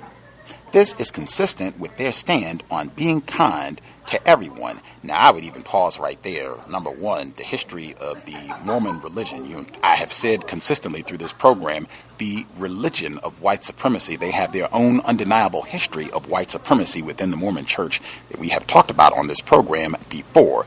That would be one. Number two, just that paragraph alone, to not take sides and to love everyone. The next time that there's any allegation, you can think of the Jameis Winston case. In fact, any case where it is a white woman, where there's an allegation that there's sexual abuse, she's been mistreated, listen to see if anyone says, hey, let's not take sides here. We want to love everyone, treat everyone. Listen if you hear that pop out at any point with the Bill Cosby litigation. Hey, I don't want to take sides with the accusers. I just want to love everybody, love on Bill Cosby too. Let's just love everybody and not take sides. See if you hear that sort of malarkey at any time where it is the victim, the accuser, is a white person, particularly a white female, and see if you hear that sort of rhetoric. Moving forward. Ellis, the sheriff, is a family friend. The couple has called on to back them up on discipline, they said. But the McDaniels are looking to move. They had considered it a few years ago when the State Board of Education investigated Tim McDaniel after some students and parents objected to him using the word vagina when teaching reproductive biology. But the dispute made national headlines. The investigation was dropped, and the family decided to stay put. Now the McDaniels say the town feels hostile. At the Eagle's Nest, the Lone Bar and Restaurant, barkeep and waitress Felicia Royalson said she doesn't understand why the McDaniel family stays. Me being a parent, I'd probably do everything in my power to get the F out of town, she said. I wouldn't want to be here. Amid the bitterness and confusion brought by the lawsuit, at one point all students were evacuated from the school when a McDaniel's daughter came to visit a former teacher, her father, without stopping by the office. Welsing is taken aback by how the town can look like all is in order. Now, even I had to pause and reread that section a few times when they said that they had to, or they evacuated the school just because a female came to visit a former teacher, her father, and didn't stop by the office, and that was cause to evacuate the entire school. When you have had allegations of racism, sexual misconduct, rape, terrorism, all of this stuff that had been going on, I don't remember them saying that a school was evacuated or they took those type of extreme measures, but just a visit, we got to evacuate the school. Children's safety is top priority. In my opinion, that once again, the refrain, Black lives do not matter. Anything is more valuable. A squirrel, football season, television program, basketball, anything is more valuable than a black person's life, even a disabled student, a disabled child. Continuing. Amid the bitterness and confusion brought by the lawsuit, at one point, all students were evacuated. Oh, I read that. Okay. I was on my front porch drinking my coffee, and I thought, this is so amazing how there are kids playing, people mowing lawns, she said. Shoot, there was a boy walking a sheep down the street. You know, everything back to normal. But she doesn't believe it's really over. I think the storm's just begun, she said. And that's the report. Again, you can read this. This was published in the Washington Post. A community on edge, town torn apart by sexual assault accusations against football players. Washington Post was posted today. And even the last sentence greatly contradicts, in my view, what the title of the article is, because she's saying that everything is cool. They're walking sheep down the street again and chilling. Everybody is just going about business as usual. It doesn't sound like the town is torn apart. How would you be, walking your pet sheep down the street and doing, business as usual if the town is torn asunder and everyone feels targeted? I would have my sheep in the barn and be chilling behind closed doors if things were really that out of control. The terrorism knows no bounds. I can only assert again, in the words of Dr. Francis Cress Welsing, when you play around with sex, the joke is on the offspring.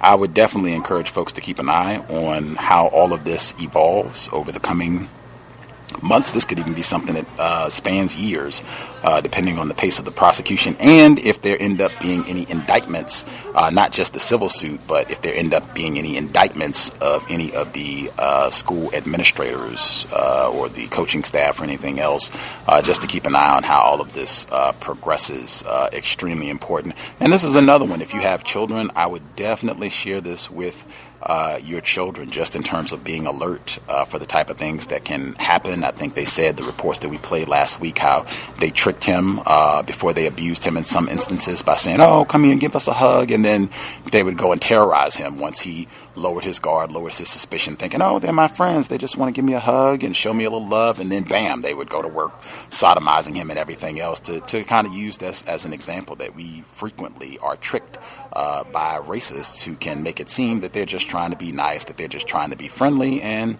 that's not the case at all. That happens on a regular basis, unfortunately, under the system of white terrorism, just not understanding what we're dealing with. Alrighty, with that, I will pause, give time if folks have any commentary that they would like to share. The number to dial is 641-715-3640. The code is 564-943#. Press *6 if you would like to participate. Again, I feel like we touched on a variety of things over the past 90 minutes or so. But if you have commentary on any of the things that we have touched on thus far, or anything else stood out in particular, feel free to chime in. I will... I will just open the lines up for the folks who dialed in. So we'll just do it that way so that everybody can chime in. If you're listening and you have something that you want to add, just raise a hand, and I'll add you to the line. But all the folks who dialed in thus far who have a hand up, you should be with us. Feel free to add any commentary that you would like. Nobody wanted to come out the house. I said nobody wanted to come out the house. Like I had to. Once again, I will prompt if you put your hand up, and I'm announcing that I'm going to the line. If you know that you're in a noisy environment, if you're talking to other people, if you have the television on, or whatever other background issues that you have, just mute your line. If you know that is the case, if you're putting your hand up, I assume that you want to comment. If you're just listening, then just don't raise your hand. You can wait until later if you really want to comment, or until you are in a quiet environment, and then you can raise your hand. But if you put your hand up and you don't want to talk, or you put your hand up and you know you're in a loud environment, it just disrupts the quality of the broadcast for me to have to then go and try and mute the line and all that if you're talking to other people, or you have the TV on in the background, or whatever else is going. Thank you kindly. Folks who dialed in with the hand up, did you have commentary? Can I be heard? Yes, ma'am. Okay. Caller from the 712. Hello to everybody on the line. And I just want to make some comments about what you went over today. I shared to Dr. Welsing and all of the soldiers. The sexual deviance is present in childhood and children who classify themselves as white, and we need to be aware of that, and we need to have our children be aware of that. Even if they're not doing anything most extreme as these young people did, they're capable of it. With the people that adopted all of those children, I feel like they could have, maybe gave the parents the money to raise them.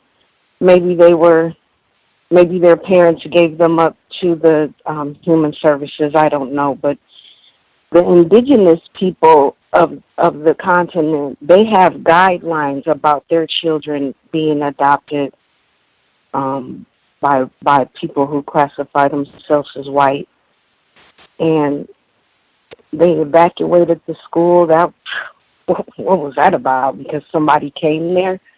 I don't know. They forgot to sign in. I won't forget to sign in from now on.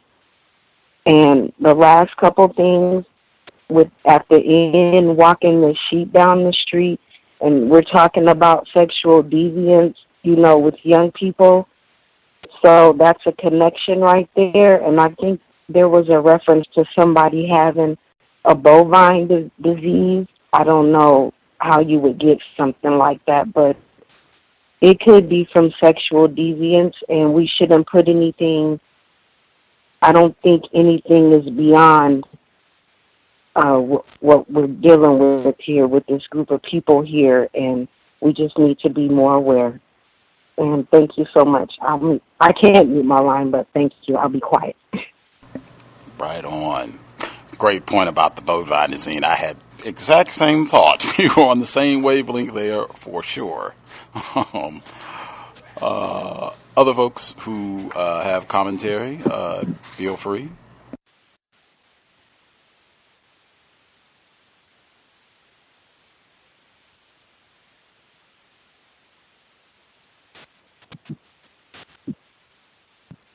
Yes, can I be heard? Yes, sir.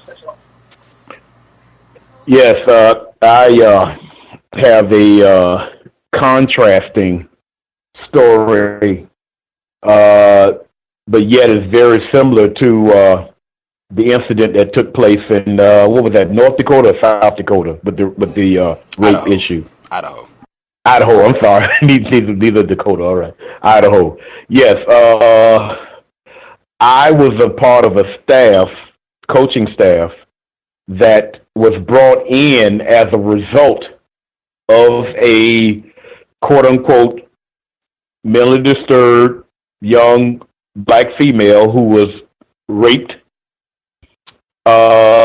in a bathroom at a high school where I coached at before. And the state attorney, who is the top prosecutor, of course, in Miami-Dade County, basically, at first they arrested the football player. The full story is what she was underage, and she was having sexual encounters in the school, well as in the immediate area around the school, the quote-unquote community also. But of course, when it's dealing directly with the school, they took action. The player who it was narrowed into was a quote-unquote star football player. Basically, they had not done anything immediately, and he was allowed to play in the state title game under the OK by, I don't know if you remember Rudy Crew, who was, before he became the superintendent of Dade County Public Schools, he was the superintendent of the public school system in New York, non-white black male. And in turn, he was out of play, but some people can see that it was going to be more than that. Anyway, making results, they ended up getting rid of the entire coaching staff, moving them from coaching. They actually displaced some of the administrative staff of that high school. The principal no longer was there either. The football player who was a part of the team, he got arrested, but ultimately he didn't get prosecuted. Ultimately, what took place was, I think he was given some level of probation or something like that, to a degree, but he never did really materialize to the college level because of the issue followed him. They had this thing, quote unquote, on the recruiting level about character, and that played a part in his demise as far as being recruitable is concerned. But it's a lot different than what took place. What sounds like is not going to take place anyway in Idaho. And in turn, our staff was moved back into that particular high school as a result of. And this story actually made national news back in 2007 or 8. About this particular case that took place, like I said, also with a quote-unquote another child who was emotionally disabled, was taken advantage of. That's the first thing.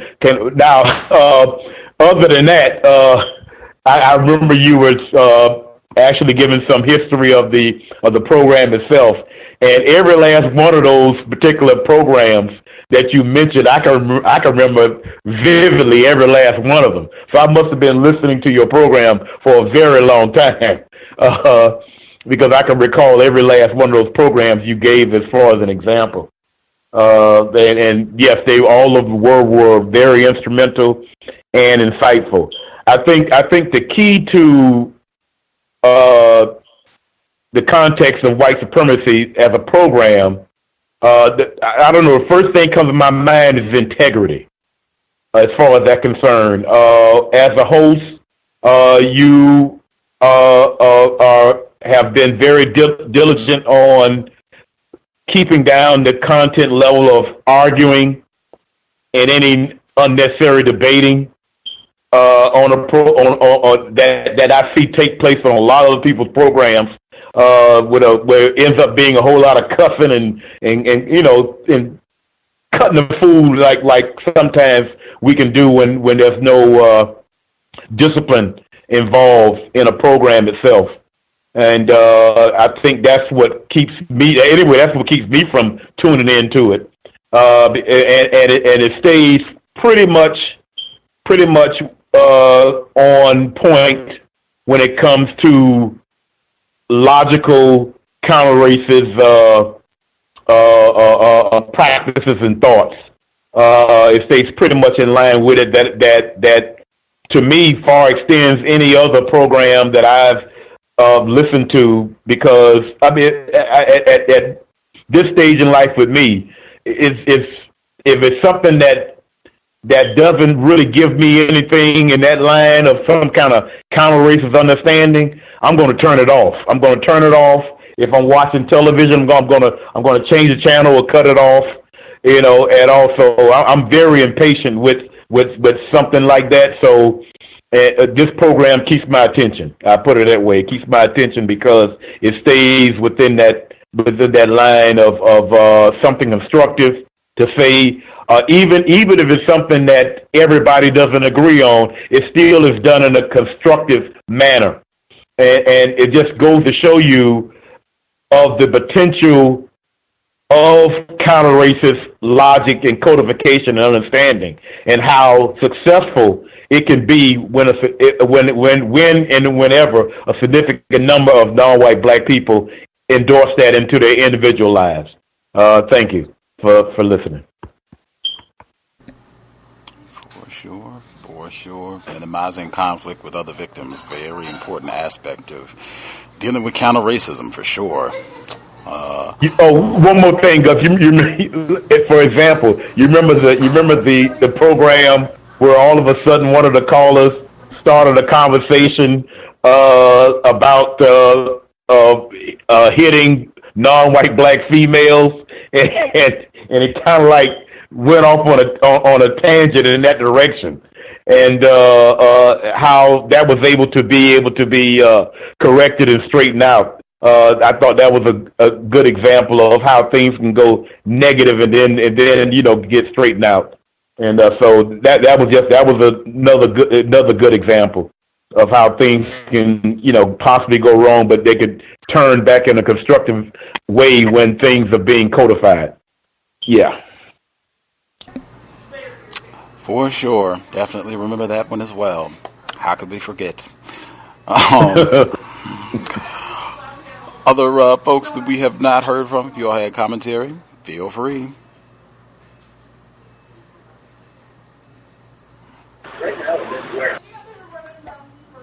Can I be heard? Yes, sir. Good evening. Thomas Smith, New York. After second what firefighter just said, I think most importantly that there's a level of professionalism to your show as opposed to a lot of other blog shows that I listen to. And I listen to quite a few different, to get other perspectives and point of views. And is a level of professionalism to your show, the way it's produced. You can see that you put the time and effort into it. It's punctual. Some people start 2 hours late. So I mean, it's just very, very, like I think the firefighter said, integrity is very good, and you should be commended for the job you do, Gus. I was listening to some of the things you were talking about before. Man, I wasn't as aware of that whole story. I guess I kind of just heard they stuck the finger in the bud, and I didn't really, that one didn't catch my eyes as much as some other stories in the paper might have. But wow, a white family. I mean, it's like, as that was breaking down, it's like, oh, this is explaining it all. I was wondering where was the level of outrage, but yeah, it's a white family. And I think they just want to move away from it, because now that their black kid has gotten some white boys in trouble, they're probably, the code is kicking in, that they have to, probably being shunned throughout the city, and they have to leave now and they'll go to Utah or some other Mormon camp. I wanted to say earlier, I guess because Allen Iverson, he made the Hall of Fame, the great Allen Iverson. And they played the 30 for 30 with Allen Iverson, so I decided to watch it again. And this wasn't the Iverson documentary. This was the ESPN 30 for 30. But just, kind of rehashing some of those things. And it was quite interesting that right after that went off, and this was on MSG channel, Madison Square Garden channel in New York. Right after that went off, they played the whole series on all the athletes that went broke. So it was sort of like, I think it was sort of just to put him out there twice. I just wanted to say that, like I said, I agree with that story. As far as Donald Trump goes, I think that, I remember way back when we were reading Tillman, and I kind of hinted that, man, this is sounding a lot like what Trump was doing, and now he's going up against the Mexicans, and it's been quite interesting watching how they have formed against him, and they're fighting with the police, and, still not treated the same way as we are, but I'm pretty much seeing the same consequences. This is just, white people putting it out there just so they can, when they come out with the indictment, this is just all the images they're going to show. And, I can see that happening pretty soon, especially as this whole thing progresses and, huge states with a lot of Mexicans, Oklahoma and Arizona and, California, of course, and Nevada, it might be other states, so just serious. I can see a lot of attempted riots at the behest of these Mexicans, and I can just see how the whites are foiling it with it, and I expect to see the same thing that I see when they deal with us. I just can't wait to see it happen. Other than that, I'll mute my line for now. A lot of the stories you said, I think that your perspective, I agree with it a lot the same way. The medical apartheid book, I find it funny that, and I probably wouldn't have associated these two things together. But my stepfather, he's very ill, and he's been going to dialysis for some time, and he has a lot of things wrong with him. So recently, it's been decided that he would have to go to a nursing home. My mother is no longer able to care for him. He's no longer able to walk, and she had a back surgery not too long ago. She's not the best of stability herself. But either way, they live in Jersey City, New Jersey, and all their medical services get done in pretty much more white city called Bayonne, New Jersey. And I just felt it was very strange that, the service that she would have needed to keep him from going to the nursing home would have been for them to provide the ambulance service to come upstairs and, help him outside for his dialysis treatment. But they don't provide that in Jersey City, even though they provide it in Bayonne. And I just felt like, it's much more blacks on dialysis than whites by the percentage. And here's a city which has a lot more blacks in it, than the average city in New Jersey. You probably have to go to Newark to find anything close to Jersey City, maybe Patterson. But they don't provide that service for that city. It's just very strange to me. And I'll mute my line. Thank you. Other folks, anybody that had a hand up that we have not heard from have commentary?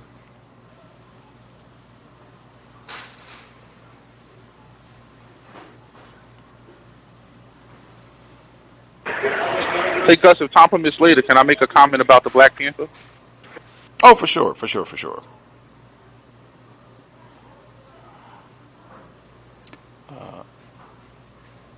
Anybody who had a hand up that we have not heard from have commentary they wanted to make sure they got in? Yes, can I be heard? Yes, ma'am. Okay. Considering, all the problems that racism has to do in the sports arena with children and adults, I think sports is really detrimental and very unnecessary as far as black people are concerned. I know a lot of people say, oh, well, so-and-so, they make the pros, they're making X amount of dollars, but only to have their bodies fall apart when they get in their 40s and 50s and 60s, and a lot of times they're broke because they have to support other family members that are very poor. And I know that kids get treated badly in the classroom as well, but it seems like during sports time, that's when it's like almost like anything goes, and that's when there's a lot of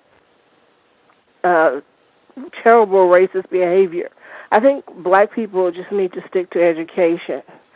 I mean, if we want to build up our communities or start businesses and everything, I think education is the way to go as opposed to sports. I've never been interested in sports.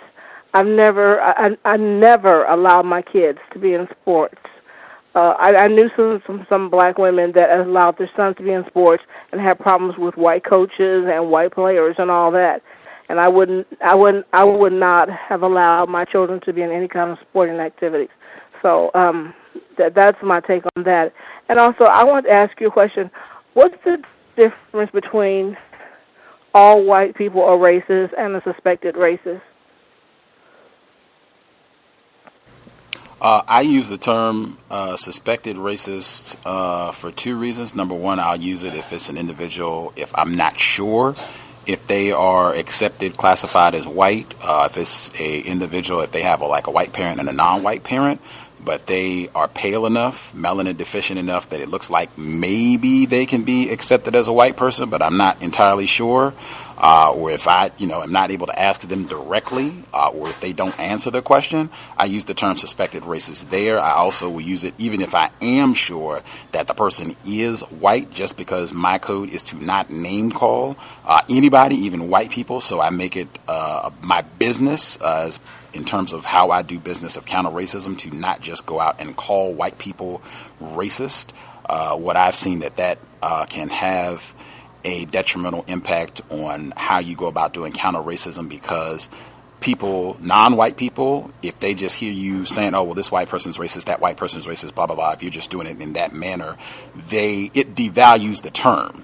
That's what I've seen, where they just say, oh, well, you just think every white person is racist, and, you don't know what you're talking about. Or you are racist because you're doing that, and because you can't prove it. If the white person says, I'm not a racist, I've seen where non-white people, victims of racism, have got in trouble for that, where they've said, you are defaming me, you're calling me a racist, you're committing libel, I'm not a racist, you don't have any evidence. There's no way that victims of racism can to satisfaction prove that any white person is a racist unless they admit it, or unless you get some other white people to co-sign and say, yeah, such and such, this white person is a racist, I'm white, and I'm saying so. So I just do it for that reason. The only time I call a white person a racist is if they admit and say, yes, I am a racist, and that's why I've asked many white people on the program, are they a racist? If they admit it, bam, then I just go from that, and I make sure to say that this is an admitted racist, that I'm not just name-calling this person, that they acknowledge that, yes, I do practice racism and white supremacy. But that's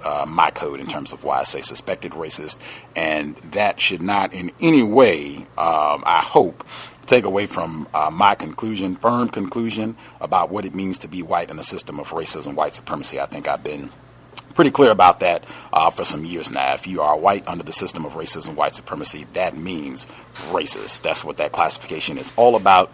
Dedicated, committed, not ignorant about racism, white supremacy. I hope that is logical and makes sense. Yeah, that makes a lot of sense. Yeah. Thank you. That's all I have to say. I'm you myself. Sure. Definitely co-sign on the no sport. I think I brought that up before. I think racists are sitting around watching basketball games that's filled with black people. I think that would, in my view, go a long way. We're not going to have another Serena Williams, another LeBron James until this problem has been solved. We're devoting all of our skill and talents towards solving the problem, white supremacy. We're not carrying any of your balls and providing any entertainment for you, athletic or otherwise, until this problem has been taken care of. That, in my view, would be extremely constructive.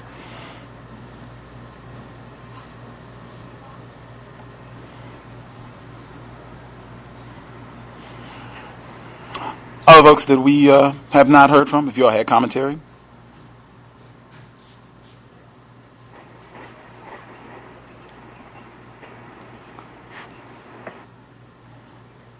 Other folks, anybody else with a hand up that we hadn't heard from? Did y'all have commentary?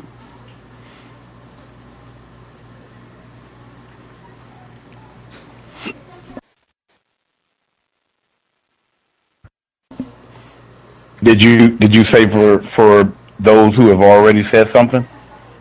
Well, it looked like we had people that just dialed in more recently who had a hand up that we had not heard from. So I was going to, try to give them a moment, but I don't know if they, if you hit your mute button or if you are just listening or whatever the case may be. But I'll give one last check. They might be waiting for later. I don't know what the issue is, but the people that we haven't heard from, did you all have anything else you wanted to get in? If not, I know Thomas in New York had said he had something else he wanted to share, and seems Firefighter did as well. Folks that we haven't heard from? Good night. Can I be heard? Yes, ma'am. Yeah, Oh, you're a little low. If you could speak up, that would be helpful. Is that any better? Yes, ma'am. Yeah, I was thinking. I was like, that's a interesting perspective on sports about focusing on white supremacy, because me personally, I'm really interested in sports, and I find sports kind of like almost, I would say, meditative, something I would do to kind of de-stress from living through and under white supremacy.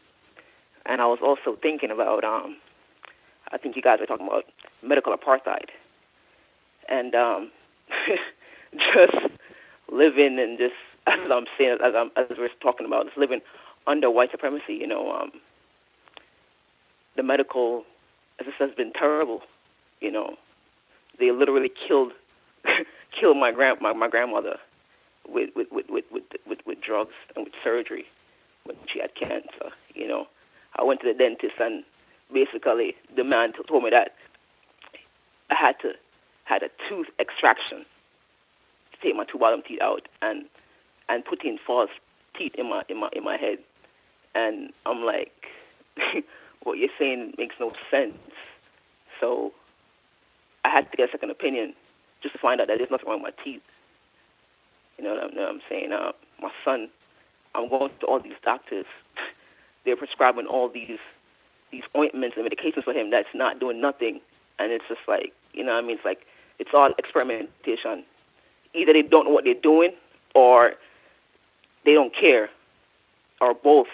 You know what I'm saying? And it's like, I feel like when black people, go into like any industry, let it be electronics, nursing, whatever, a skill industry, like when you get in those industries, don't just do that to like just get a job. Like pass that skill on to another black person, a daughter, a cousin, somebody, just to keep, that skill in the family so you can make a living off of that. And I think the firefighter was talking earlier about the program that Gus provides, and it's been very, very influential for me in terms of dealing with black people and other non-white people when they don't agree with my definition of racism or how I view racism. It teaches me to like listen more and not try to convince people, but just listen, ask questions, and if it's going to be like a physical conflict or a confrontation like that, just, separate. And I really appreciate that with this program, and thank you for letting me share. For sure. Glad to hear that. Minimizing contact with other victims of racism, hugely important aspect of counter-racism. That right there goes along. That's one of the core aspects of my code as well. If you are any black person and you're around other black people, even non-white people, period, but in particular other black people, if you conclude that you're the person that's least confused about white supremacy, then one of your primary duties, sometimes maybe your only duty, is to make sure that conflict is being minimized. Whatever, if that means that you aren't talking, fine. If that means you're asking questions, fine. If that means that you're just listening, fine. Whatever needs to be done to minimize conflict, that should be one of your primary objectives, because that racist, white supremacist, the way they have set things up, that's going to be one of the main things that happens. That is what they are hoping for and giddy about. Something that starts out, we're supposed to be constructive, or us exchanging information or views on white supremacy, and then it leads, your coon, your Sambo, and name calling and that sort of thing. They already know that's very, very likely to happen, just if people have a different perspective, different viewpoint, what we should be doing to try to solve some of our problems.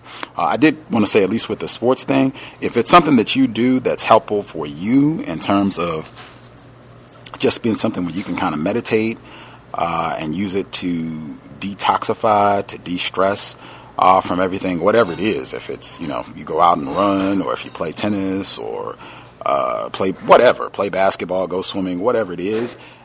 For me, that's very different than like organized sports, the type of thing that's happening in school. Like, you can do any of those activities on your own, or even if you have, other black friends and you all go out and do whatever it is that you do that's helpful for you to stay in shape, just for you mentally, to clear your head. That is outstanding. I'm really more so talking about us getting involved professionally and doing this, even if it's not going, NFL or NBA or that sort of thing, but even collegiately, where you're going, and invariably you're going to have some white coach and white athletic directors and all of that who's in charge of your child or in charge of you directly. Cutting all of that sort of thing out, I think, would be hugely constructive. Not saying, you have to give up any of your personal athletic things. If it's constructive for you and something that you enjoy, I think that's great. If people understand the difference between the two.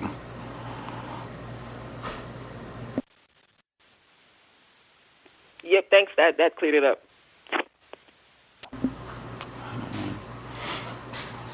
Anybody else that has not shared? Just making sure we didn't miss anybody who did have a hand up. Anybody else who we have not heard from, who had commentary, they wanted to make sure they got in?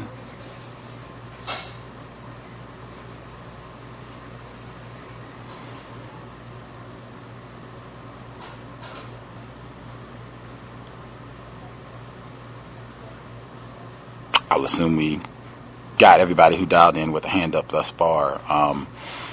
I know we had other folks who said they had commentary that they wanted to share as well. Other folks who had comments that they wanted to get in, feel free.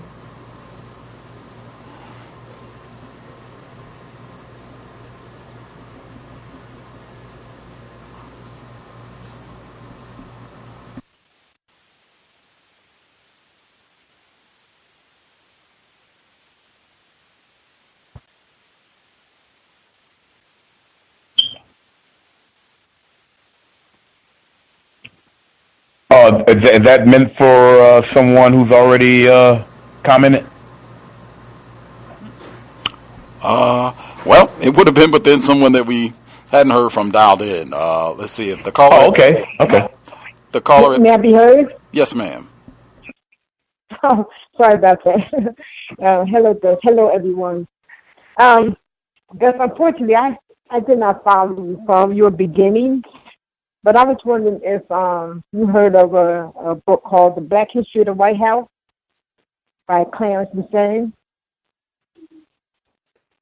What's the book by Clarence Welsing? The Black History of the White House. Oh, okay. Got it. Okay. I wasn't sure whether or not you are familiar with the book, but you talked about white people's reaction to Obama after he leaves the White House, in terms of they may want to change the whole look of the White House after he's gone. But in Clarence Welsing's book, I just want to give you a couple examples of what happened just before Obama got elected and when he got elected, on the eve that he got elected. So in his book on page 447, he teaches some examples of what was going on. He talked about in October 2008, in Buchanan County, Virginia, became campaign official and local Republican Party treasurer Bobby May wrote a column stating that Obama selected would paint the White House black, change the national anthem to quote the Negro national anthem, and send more aid to Africa to the Obama family. They can skim enough to allow them to free their goats and lived the American dream. And then in October 2008, San Bernardino Republican Women's Club president Diane Fidel, who was later forced to resign, mailed out a newsletter with a cartoon of Obama on a fake food stamp coupon.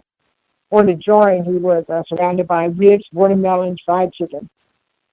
And then in February 2009, Republican Mayor Dean Gross of California sent around a photo by email showing the White House in the middle of the watermelon patch with the caption that read, I quote, no Easter egg hunt this year.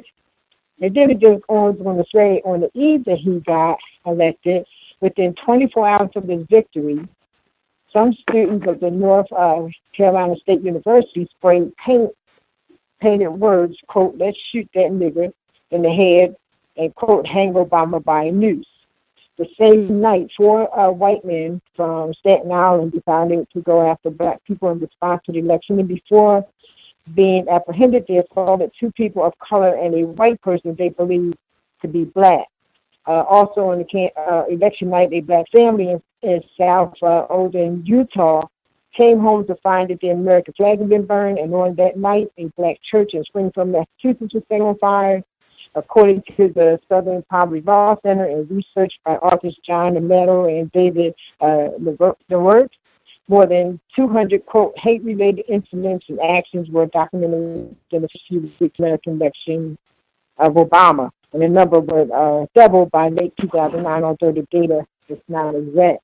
And my point of bringing this up is that I listen to Trump sometimes, some of his rallies. I don't listen to what he's going to do. I listen because he talks truth about the corruption within the political machine and how it seems to work. And one time he was talking, he said, well, if I don't get elected, it's going to be a riot. Well, we know now that the riots has already started.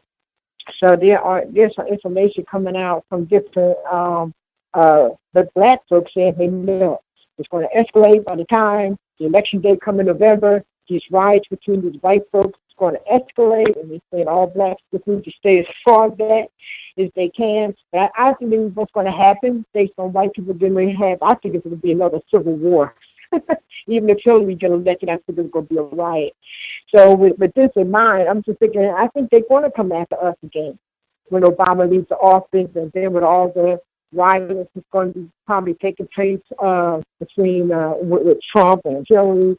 It's going to be a lot of skirmish going on. So I wouldn't be surprised if they do try to burn down the White House or, burn down enough of our houses to make a point that, they did not like the idea that Obama been in the office for 8 years. So I just wanted to make that point, because when you talked about that, I thought about this young man's book, The Black History of the White House. I remember him talking about what had happened just before Obama got elected and then on the eve of his election.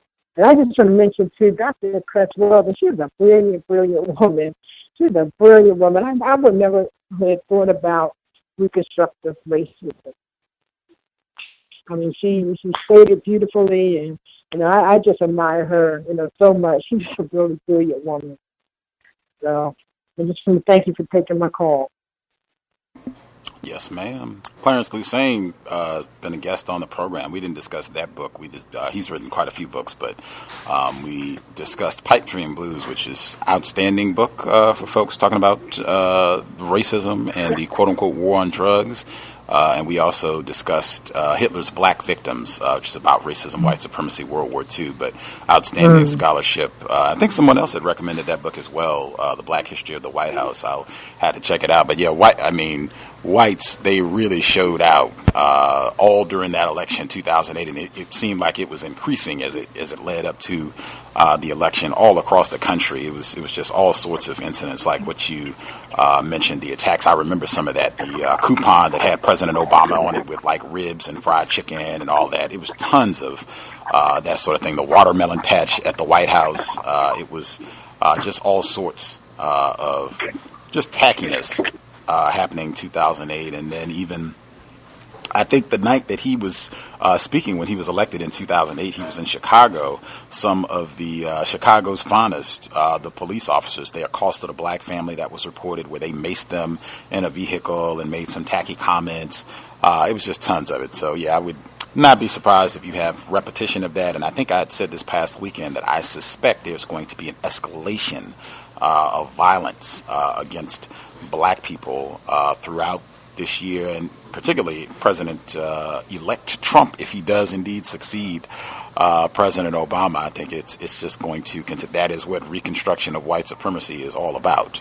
In my opinion, you can go back, check out Ben Tillman, Reconstruction of White Supremacy, or any of the other literature that talks about what was happening in terms of what racists were doing against black people during the end of the 19th century, during the period called Reconstruction and post-Reconstruction. Just pay attention to what happened. It was lots and lots of white terrorism, organized, coordinated white terrorism. Other folks have commentary they wanted to make sure they got in? I think we got everybody who dialed in who had a hand up. I think if we did not, you should speak up now, but I think we did nab everybody. But if folks, even if you've already shared, if you have commentary you want to get in, go ahead and feel free to share.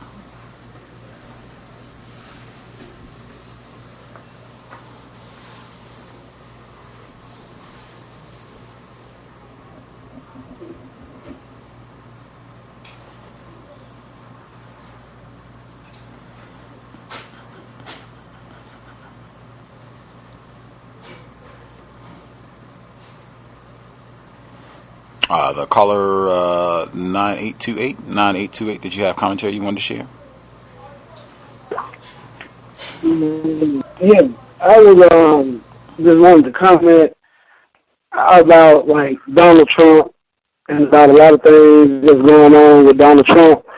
I just wanted to ask you, do you think, I remember one time I heard Neely Fuller, he was talking about something with Gandhi. I forgot what it was about, but it was about the general over there in India who mowed down a lot of the people over there. And, you know, when it was like, he was saying something about how it's not about the general, but about the system itself. Do you think that with President who's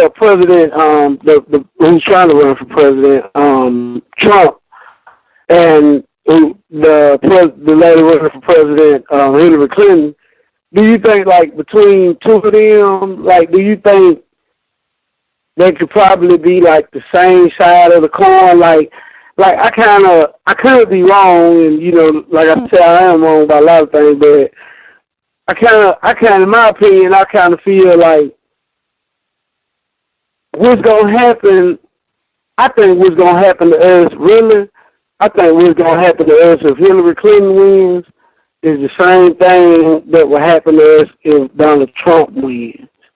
I could be wrong, like I say, I am wrong about a lot of things, but I just feel like it's a good cop, bad cop game they playing on us.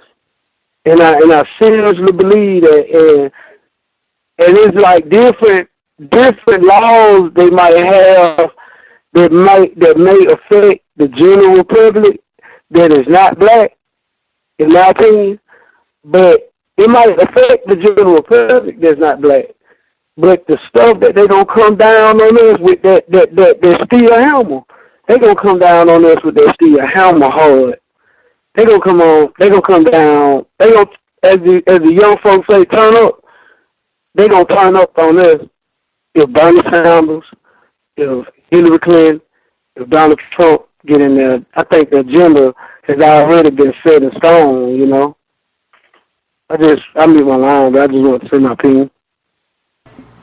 Oh, for sure. I definitely totally grasp that. And I think even Dr. Welsing, I think she said numerous times her view just in terms of us understanding that all, whether it's Republicans, the Democrats, Hillary Clinton, Bernie Sanders, Donald Trump, that these are all just different varieties of racism, white supremacy, and exactly what you said, that it's not going to work out well for black people regardless, whoever ends up there. And even exactly as you said, that a lot of these things, whatever is going to happen, starting with, the inauguration January 2017, that a lot of this stuff has already been written down in terms of the plans that they have in place for what they want to happen locally, nationally, globally, and that these are the things that are going to happen regardless of who happens to be sitting in the Oval Office. That makes total logical sense, in my opinion. Just like I've said, for me it seems like that plan, at least in my view right now, looks like they intend for it to be Donald Trump sitting there. But they absolutely, whatever they have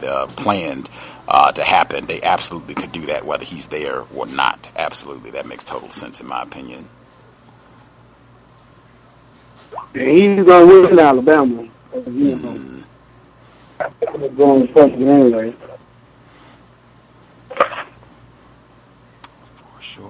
For sure. Let's see if that finished up Alabama. If that finished up your commentary, sir. Oh yes, sir. That's all I wanted to add. Oh, for sure. The caller 9516. Did you have commentary you wanted to get in as well? Hello, can I be heard? Yes, ma'am. I really didn't even get to listen to all of the show because I was I'm at my family's house, but I didn't even get a chance to listen. But I just wanted, I don't know if you guys talked about roots. Did you guys talk about roots tonight? We didn't bring it up today. No, we did talk about it on the compensatory call-in. I guess it's airing. I saw it was trending online earlier today, so I'm sure some folks have either seen some of it or are watching it or whatever the case may be. Certainly, if that's something that you want to bring up, that's absolutely on time. Okay. Well, I did listen to the other show the other night that had the roots on it, and I was really affected just listening to the clips of Kunta getting beaten. It just did something to me. I had to just listen that. I didn't want to talk or anything. It was just really, really emotional.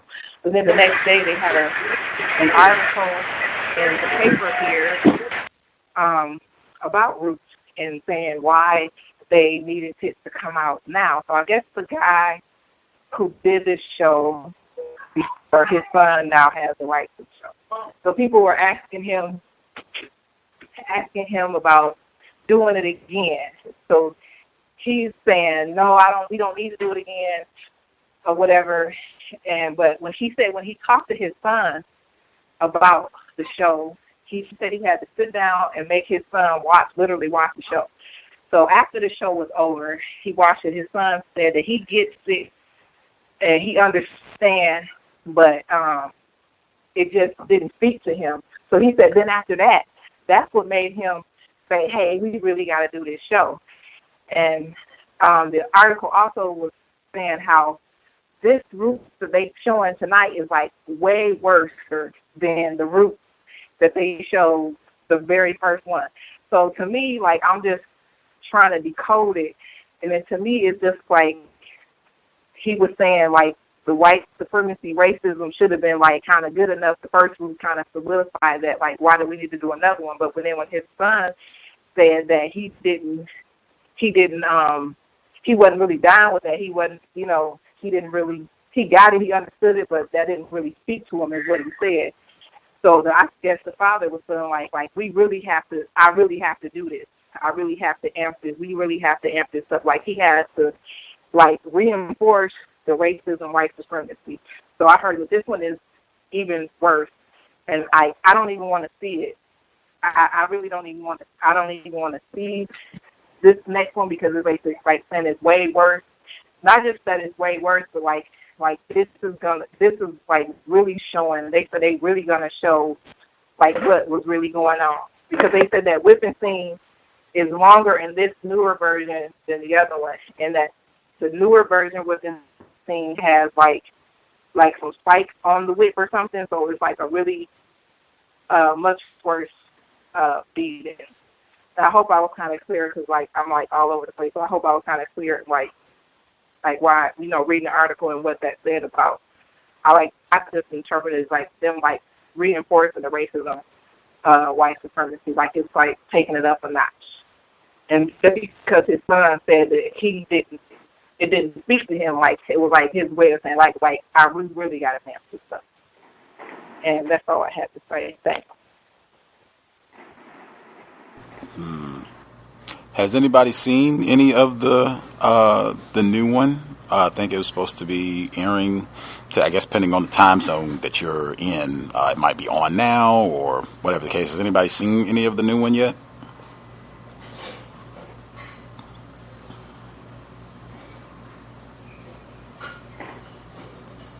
I reckon that is a no. I haven't seen any of it either. I did not want to see it. And was pondering, whether I should even make time to view it. I figured that, someone might ask eventually if I have seen it and my thoughts on it. So, I figured I might have to watch it for that purpose. But, I was following the same logic where I did not want to see it. I feel like whites have done a lot of making these slave narratives over the past 5 years or so, with the Book of Negroes and Django and 12 Years a Slave. I'm sure that they even had a French film. I think it's called Part the Case or something like that. But it's these two black males. It's like set present day, and they go back in time to a plantation, and they're abused and mistreated and all this. And then I think they end up saving the life of a white boy on the plantation, and somehow they end up being transported back to the 21st century so that they have an understanding of what their black family members went through being terrorized. But Part the Case, I think, is the name of it. Part the Case, or something close to that. Anyway, but they've done a lot of these films over the past few years or so, and more to come. The Good Lord Bird is coming out. I think someone had mentioned that, with Will Smith's son is going to be in it. Lots of these films, more to come. I think all of it is to just strengthen, reinforce white supremacy. Plus, I think whites have an affinity for watching these types of films, seeing black people being whipped and raped and beaten. They love it. We've done programs about that, talking plantation fiction. They love that sort of thing. It's great. In my view, it's the same type of thing as all of these videos of black people being terrorized and beaten and tased and choked and all. It's the same type of thing. It's just, I think, torture pornography was the term that Dr. Stein used when she was on the program last week.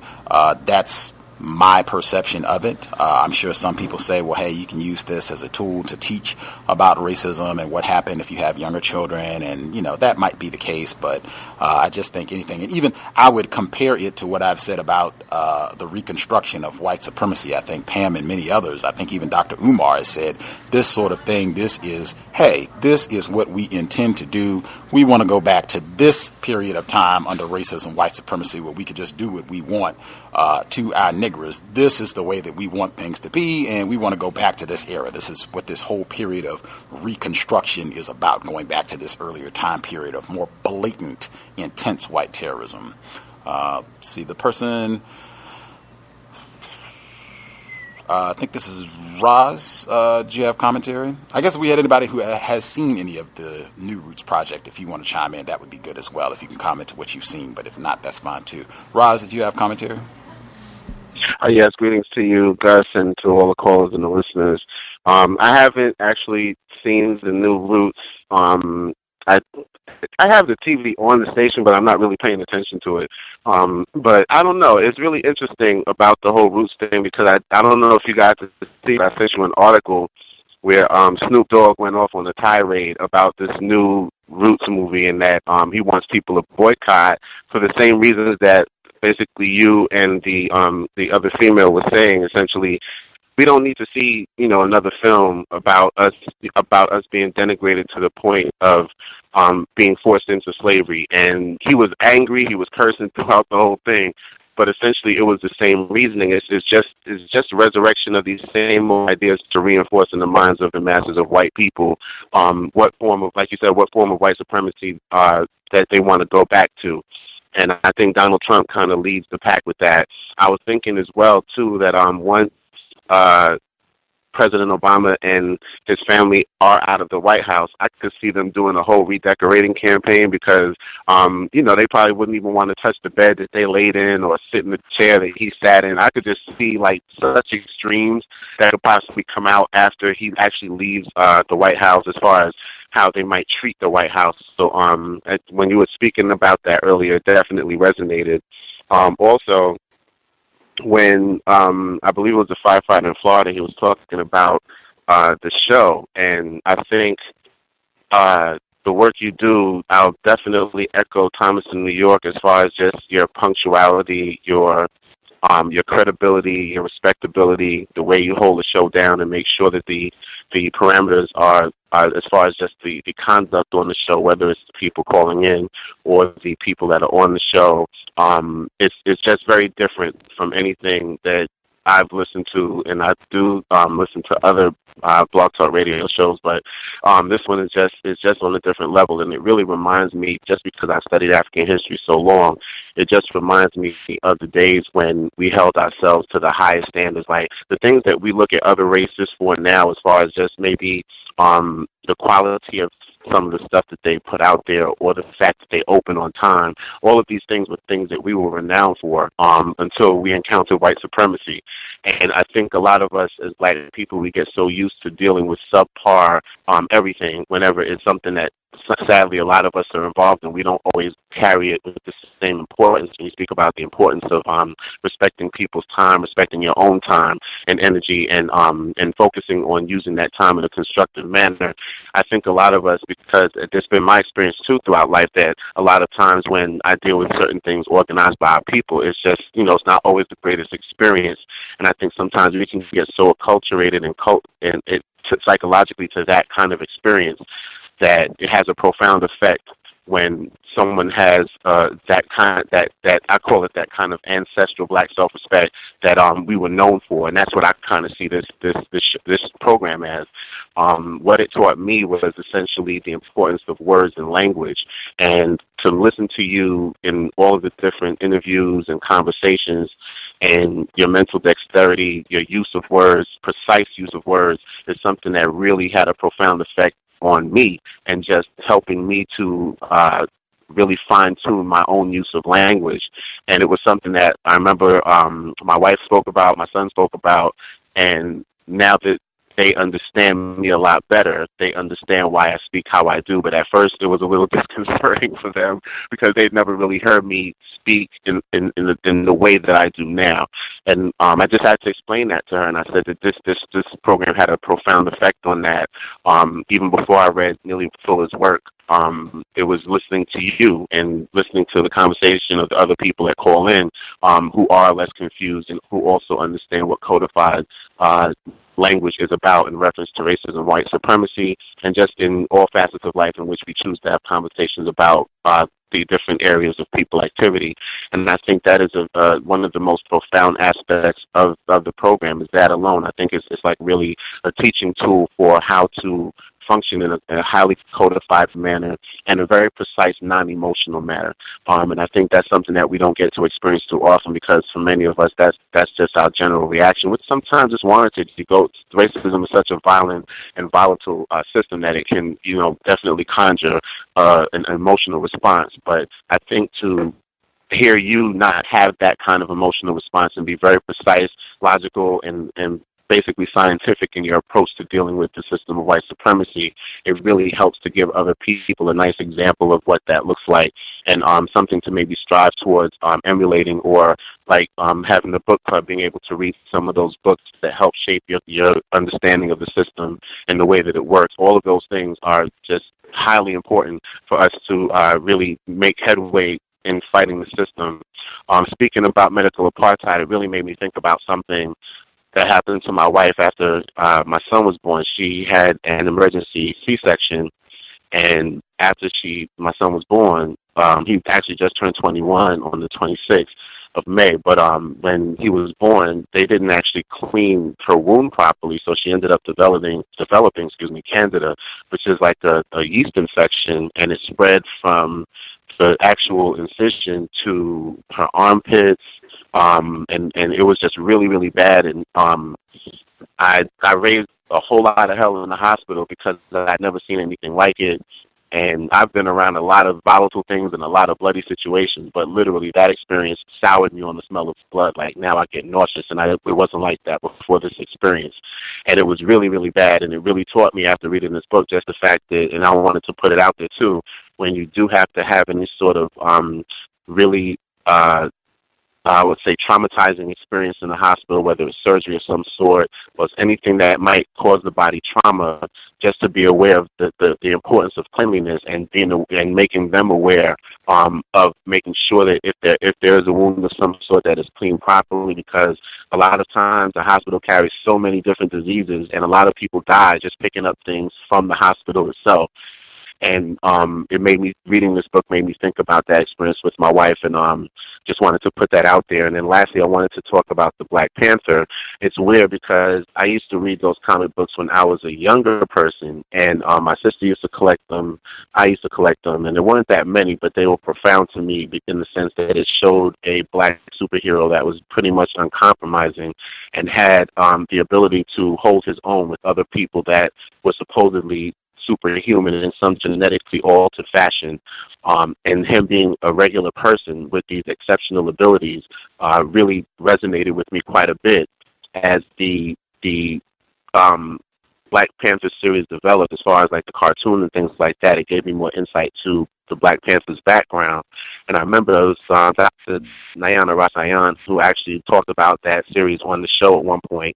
And when I got to see it, I just found it to be exceptionally profound, and it gave me a nice insight to white supremacy in the sense that in the cartoon series, I believe it's like an 8-part series. I actually bought it on DVD, but I believe they have it on YouTube.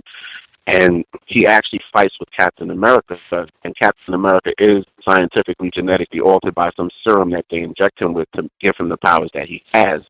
And the Black Panther literally just cleans his clock in no time flat, in a way that Captain America had never been beaten. And it just, when my son saw it, he came to me and said, Dad, it's really interesting that what Captain America had to take a drug enhancement to attain, Black people had naturally, and that using our natural ability, we were able to suppress this genetically enhanced white person. And I said, very great codified way of looking at the cartoon, and it just gave me insight to what white people understand about us. They've studied us for so many thousands of years now that they know that we are the ultimate expression of what the Creator meant when they said, let us make God man after our image and our likeness, and that they are a genetic recessive variant of that, and that they are not and will never be and can't be equal to us on a genetic level. So it just really gives insight to the psychology of white supremacy, and I guess it'll be interesting to see what this movie is going to what it's going to present when it's put out there. I'm not going to spend any money on it in the theater, so I'll wait till enough time passes where I can either see it for free or for extremely cheap. But I just want to say thank you for taking my call, guys, and thank you for the show. Hey, Gus, can I add something real quick? Yes, sir. It just was an idea that I was thinking about. And I was thinking about how, a lot of people are getting tired of, slave movies and The Help, and, even movies that was after slavery, like The Help, The Butler, all these type movies. And, me myself, I would like to see movies about the Empire Dynasty and the Empire of Carthage, et cetera, But,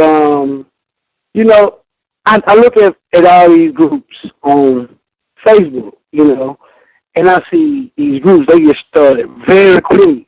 Like, they'll get very fast, like 35,000 people.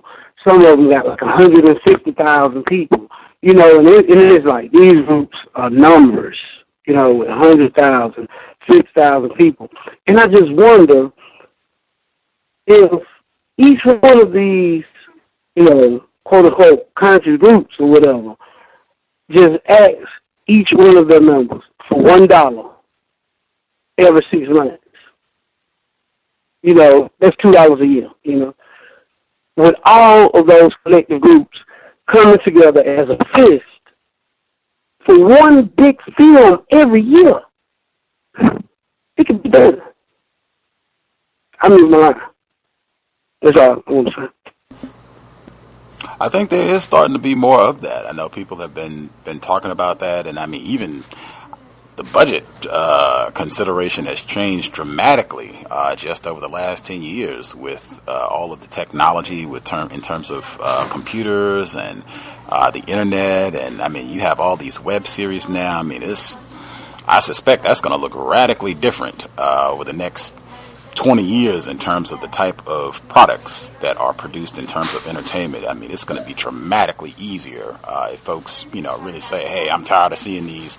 We can make our own film project where you could make something and have it on YouTube or another streaming service or what have you. You could do it if you want to give it out for free or if you want to make it a subscription service. I know people are talking about that as well. Vickers having something that's similar to Netflix where you can pay like a monthly subscription fee and having black content that's made by black directors, black writers, and what have you. I mean, all of that stuff should look dramatically different. And I know on the continent that's growing as well, where they're trying to set up their own streaming services and making their own types of film and television content and what have you. So that sort of thing, some of that is already happening, and it should be, just a dramatic increase in that sort of thing, I would say, over the next 20 years as all of that technology continues to evolve and it just becomes easier and cheaper to do that sort of thing.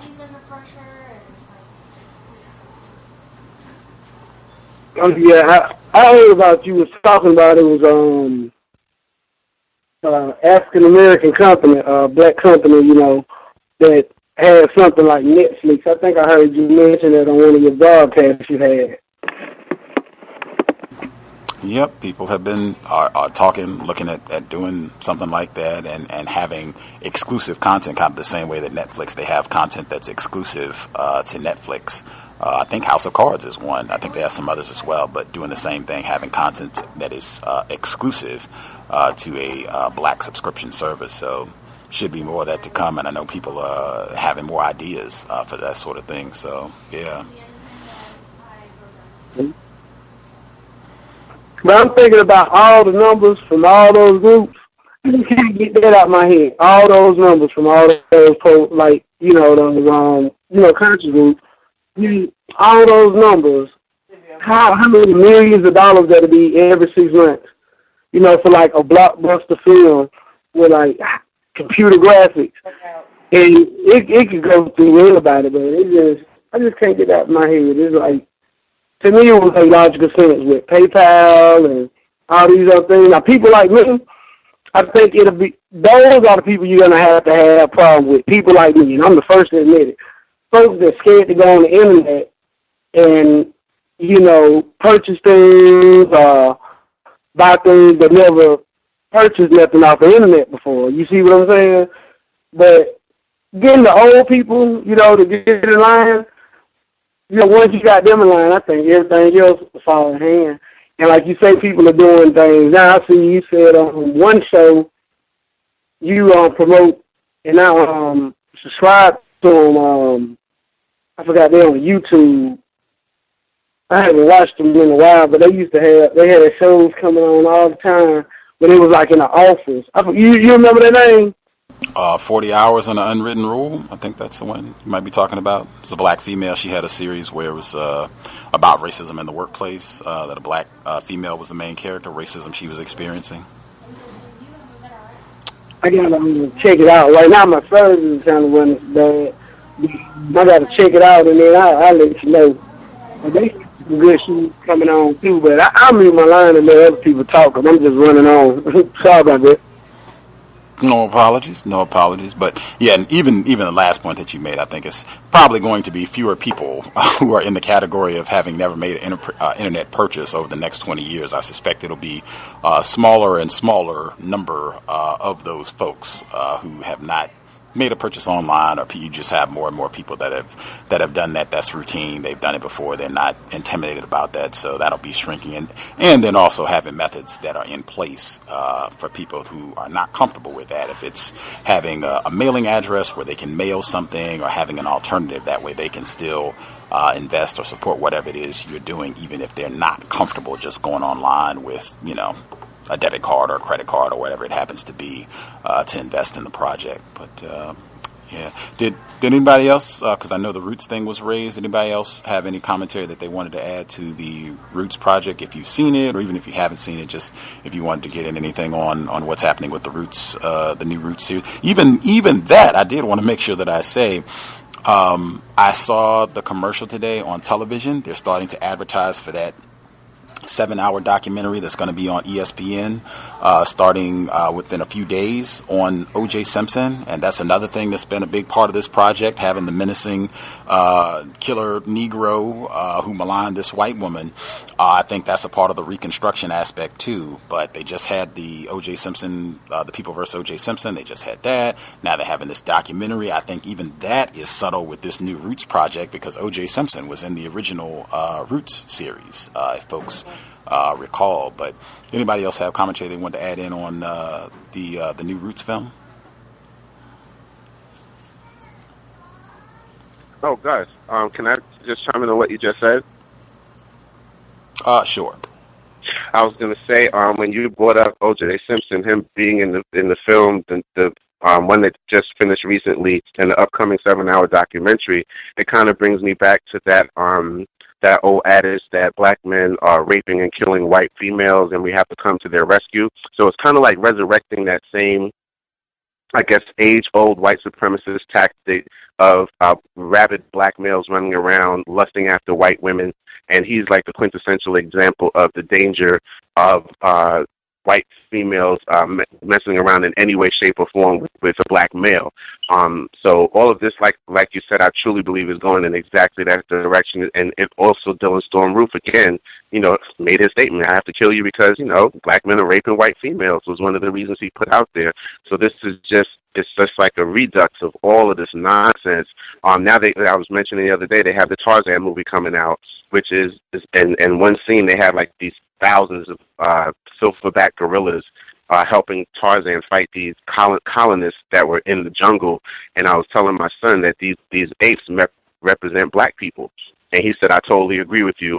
So it's just this redux of either stupid black people being led by this one white male who's the quarterback of the movie, so to speak, or just the brutalization of black people during slavery, or just anything to just denigrate the black female. I mean, it's just insane. Like, it's just the same thing. It's like they're running out of themes. So the movies that were so successful in the past, I believe they're perfecting them as far as just the message they're putting out there and the visual quality of that message based on the updated technology. That's what I see it as, because all of these movies, they did King Kong a few years back with Jack Black in it and Naomi Watts, and it was the same thing, was the perfection of the whole King Kong ideology. So I think they're absolutely right, and I just wanted to chime in with that. Thank you. What I've noticed about a lot of movies, they copy them almost identical to the original. I don't see any difference between the Roots back when I was in college and the Roots that's about to come out right now. What makes it different is it is new to another generation. The white supremacists are very scientific at their ability to reproduce something, because they know it's going to affect not necessarily me.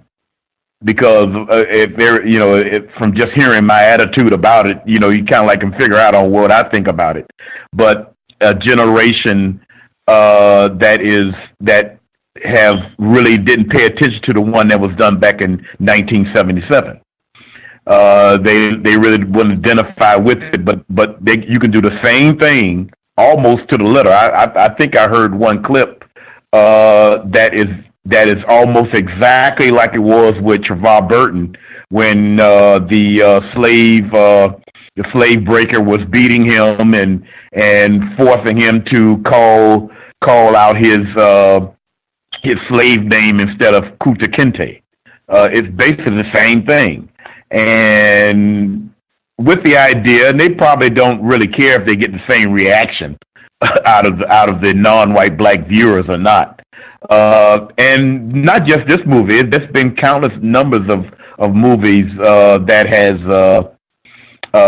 they have copied over and for that same purpose. So that's my thoughts on it. I don't see anything really different going on with it, and therefore it's not going to be any constructive answers to whatever they're trying to produce. Thank you. For sure. Can I be heard? Yes, ma'am. I just wanted to double check because, well, go ahead. Yes, ma'am. We can hear you. Go ahead. I just wanted to ask the other caller, is he actually watching it? Did he see it? Did he see any part of it? I don't think anybody that's dialed in thus far has said that they've seen any of it. I haven't seen any of it. And when I asked earlier if anybody had seen any of it, nobody spoke up. So unless I'm mistaken, I don't think anybody here has seen any of it thus far. I guess I just wanted, like, the article that I was reading in the paper here in Milwaukee was saying that it's worse. Like, the article was basically, in so many words, was saying, like, the scenes are worse. Like, they were saying, like, we are really going to show, like, what was really going on at that time. Like, they were saying that when they showed the other roof, like, they kind of softened it up. So that's why they made the comparison with the two the beating scenes. Like, now they have, like, some hooks or something on the whip. Like, it's gonna be even worse than the scene is even longer.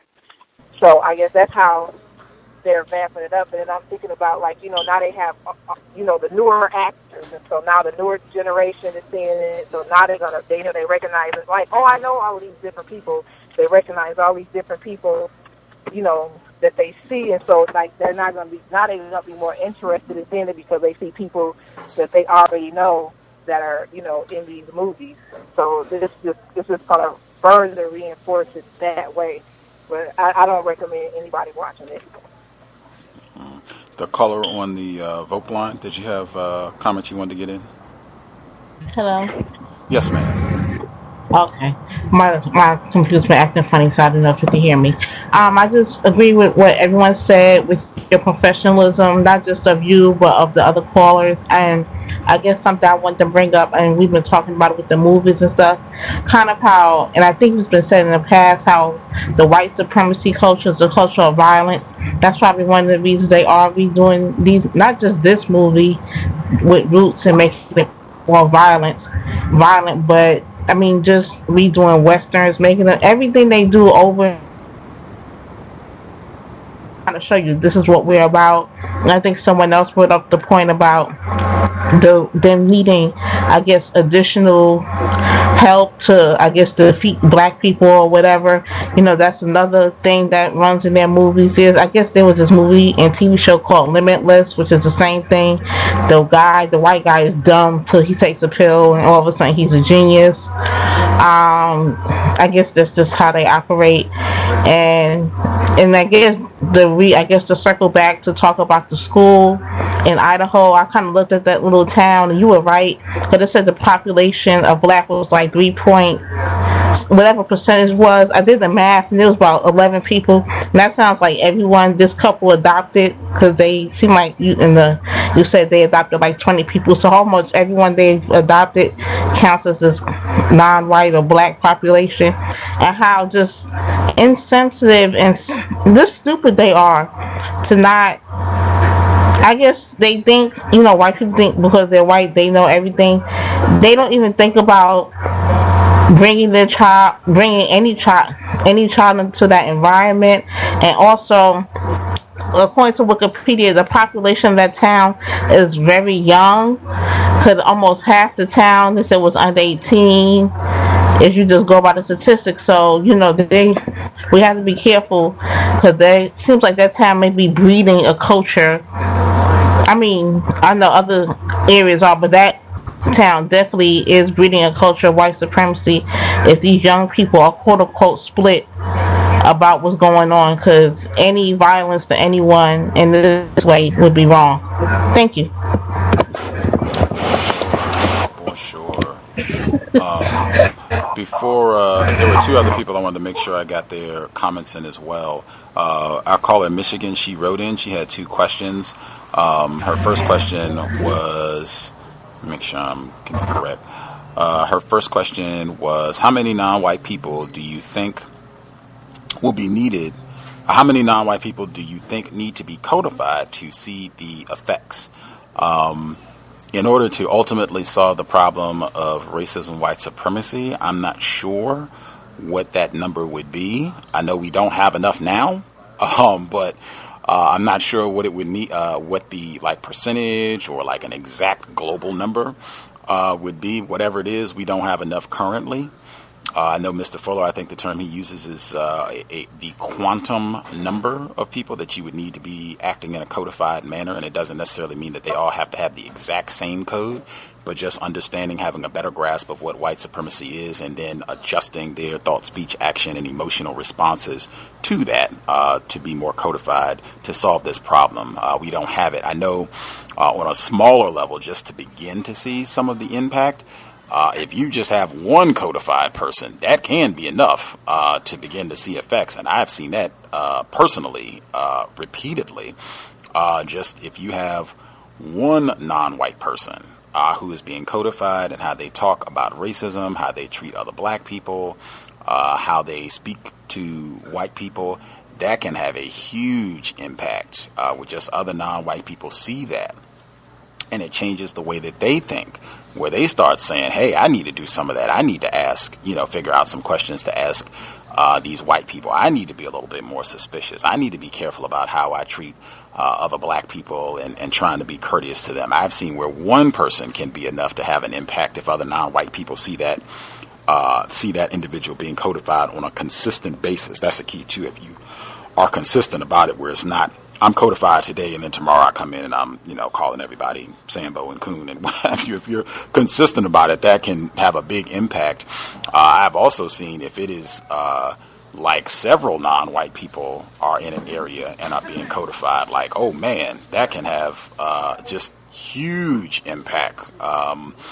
Where I've been fortunate, where myself and other victims of racism, where we went to a seminar where they were supposed to be talking about racism, and we even pretended that we didn't know each other. So it was 4 or 5 of us, and we all sat in different places. It's not like we were all sitting together like we knew each other. So everybody thought that, we just came individually. We didn't know each other.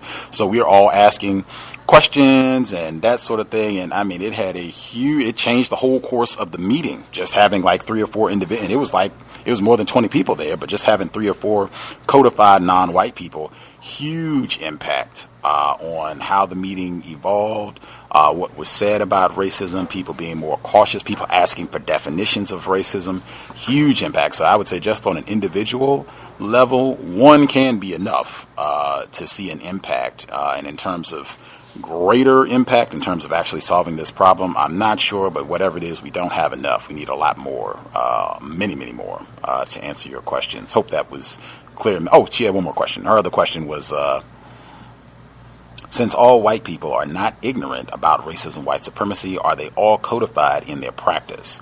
I would say yes.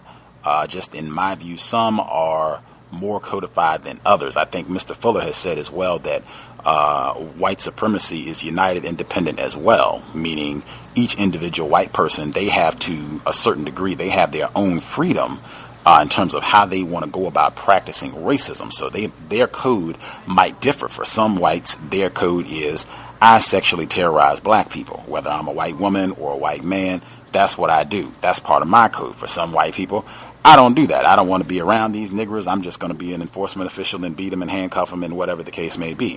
For other whites, it might be I'm just going to go in a lab and concoct some drugs and chemicals that we can dump in their water and mess Flint up or whatever the case. I mean, they have their individual code for how they're going to go about doing it. So it doesn't necessarily have to be the same. I would say that they all are codified. Some are more refined, some are more explicit.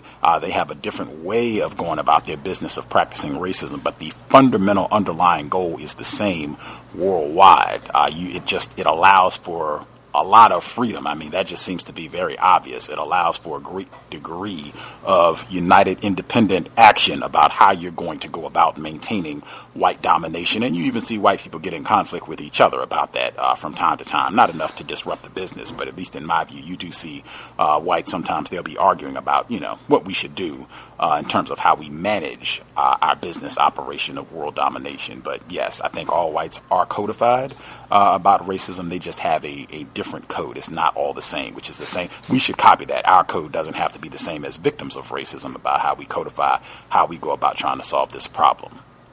Hope that makes sense. Thomas in New York, did you want to comment?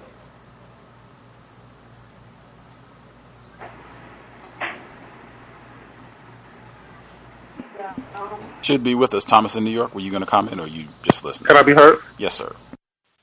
Oh, good evening. I had my phone on mute. I apologize. Yes, I wanted to, that statement you made about making all the slave movies, trying to put us back into that era of reconstruction, and we're going through, man, that was excellent, man, correlation between those two things. I didn't even think of it like that.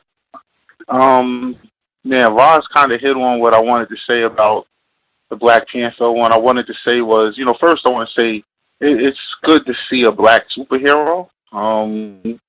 Superman, Batman, Spider-Man, all other men's and women's and all of the, for the most part are white. And here this guy goes. He's just as good as the white superheroes, whether they've been mutated or aliens, like Superman or whatever. And his number one source of power is melanin. It's all natural. And I'm a firm believer that, and I believe white people who study it believe it too, that, the last perfect society we had on this planet was ancient Kemet. And people there they were extremely powerful because they were in their right mind.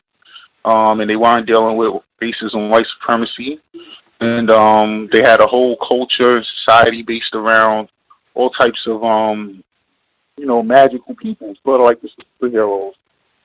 If you, listen to the stories of the guy. And your volume, your audio got distorted. Not able to hear you. Sorry, is this better? Okay, yes, now we can hear you. Okay, I was saying he's like coming back from the unscathed part of Africa that was never touched by the white supremacists, where they're all in their right mind, which is Wakanda, and he's harnessed all these great skills and knowledge just using his melanin and his in tuneness with nature. And here he is. He's able, like Rod said, to defeat the synthetic melanated,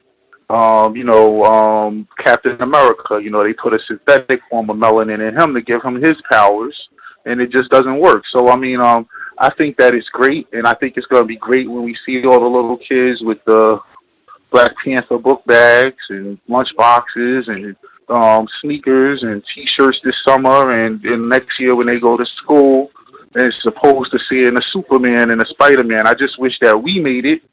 It was a black, instead of Marvel, but I think it's good, and I'll mute my line on that. For sure. I know in the comic book he does have a section at the end, Mr. Coates, where he encourages feedback in terms of what people would like to see. He wants it to be very open to things that you don't like or things that you like or how you want it to evolve. So if you get the comic or you check it out or what have you, just go to the end and you'll see there's an email address set up for it, so you can, once you've read an issue or two, you can write in with your feedback about what you thought about it. So the caller at 5992, we pretty much did our 3 hours, so this will probably be our last comment for today. 5992, did you have commentary you wanted to get in?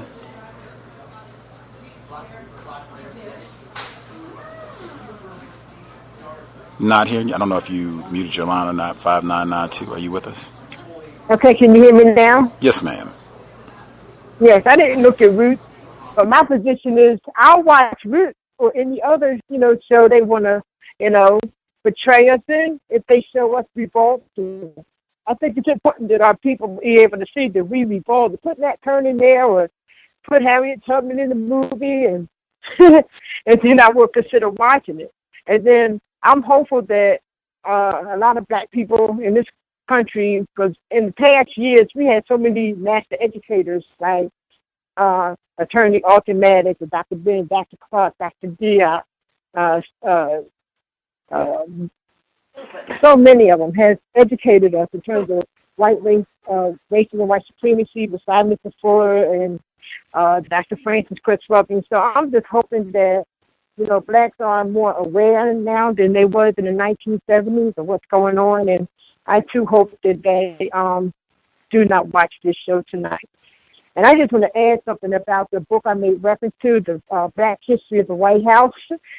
I was so impressed after I read the book. I showed it to like 7 black people and hoped they would read the book. And what they did, they took pictures of the cover.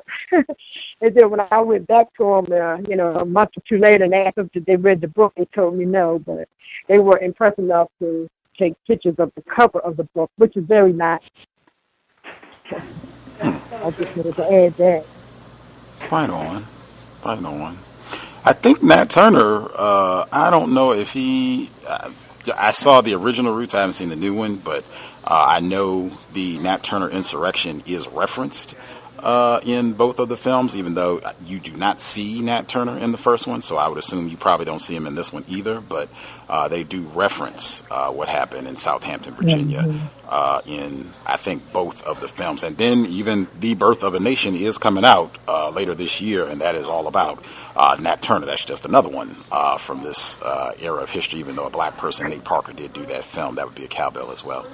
Anywho, we should be back at minimum on Thursday. I have to check my calendar to make sure I'm not missing one of the broadcasts we had before then. But minimum, we'll be here on Thursday for Workplace Racism, new time, segment moving from being a part of the compensatory call-in to standing on its own.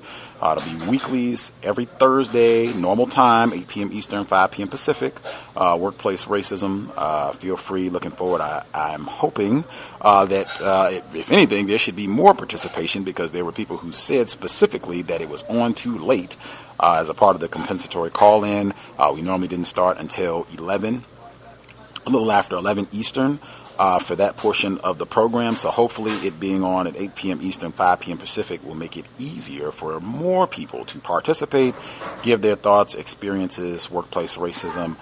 8 p.m. Eastern, 5 p.m. Pacific. It'll be this Thursday as its first time being its own segment. Again, if you have problems, questions, gripes, guest suggestions, feel free. Drop an email untiljustice@gmail.com. Untiljustice@gmail.com. If you see anything as it relates to Roots or any of the other things that we've discussed, seems like a myriad of things during the program, feel free, and we'll try to add clarification. Certainly medical apartheid, if, you know, I would encourage folks, you should read the book, but if you want to be a part of the book club, this Friday, 8 p.m. Eastern, 5 p.m. Pacific, halfway point of the book, we are in Chapter 8. Chapter 8, Eugenics, Control, Reduction of Black Population. Great information, outstanding counter-racist material. You should definitely read the book, and if you're interested, tune in Friday, 8 p.m. Eastern, 5 Pacific. With that, thank you kindly for all the folks tuning in. You could have been at a barbecue, having fun, doing your thing. Hopefully it was a constructive investment. If you had the day off, I know everybody did not, but if you did have the day off from the plantation, I hope it was a constructive investment of your time and energy. Again, sobriety would be best under conditions of white terrorism. You certainly do not want to make racists' job easier. In fact, we had a listener in South Africa he emailed me, was saying that they have such a big problem with alcoholism in South Africa. That was actually one thing that I am not ignorant about. That is something, because I do listen to some of the talk radio programs that they have in South Africa. Rini Klabi, she has a great program where they regularly talk about white supremacy in that part of the world, and they did like a whole big segment. It was more than an hour where they were talking about how quote-unquote apartheid produced such a high rate of alcoholism amongst black people there because they had so little opportunity, so little resources. Like that was the one thing, or one of the few things that they would allow to have black people in the little shantytown rent places. They could have their little juke joints, basically. And so you had black people who just sit and drink alcohol all day in their depression about being terrorized. But it, much like what happened with quote-unquote Native Americans, and even to a degree, in my opinion, what's happened with cannabis here, that you have high rates of black people with alcoholism in South Africa. And he was emailing about that in connection to white supremacy. But sobriety would be best. That's one thing that we could do from an economic standpoint, to not give whites, racists, any money for their toxins, and just to not make their job easy. If we're going to, particularly if you're going to be in a vehicle, passenger, driver, even as a pedestrian, you do not want Daniel Holtzclaw, Darren Wilson pulling you over with the flashing lights where you are intoxicated. Let's make sure that we can make outstanding decisions to keep ourselves as safe as possible, you and anybody that you might be responsible for. Sobriety would be best, and certainly buckle up if you're going to be in a vehicle. Let's do all that we can to minimize contact with enforcement officers. That's it. We'll be back at a minimum this coming Thursday. Thanks again for tuning in. Creator, we ask that you help us remain patient with other black people, victims of white supremacy. We ask that you help us remain patient with ourselves. Remind us to demonstrate the highest levels of black self-respect at all times, in all places, each and every time we are in contact with another black person. It has been time. Replace white supremacy with justice immediately. Cal signing out. Thanks all for tuning in. Nigga, you so brainwashed. I'm a victim, brother. Problem. You're a victim. Man, I'm a victim of 400 years of conditioning. Shut up. The man has programmed my conditioning. Mm-hmm. Even my conditioning has been conditioned.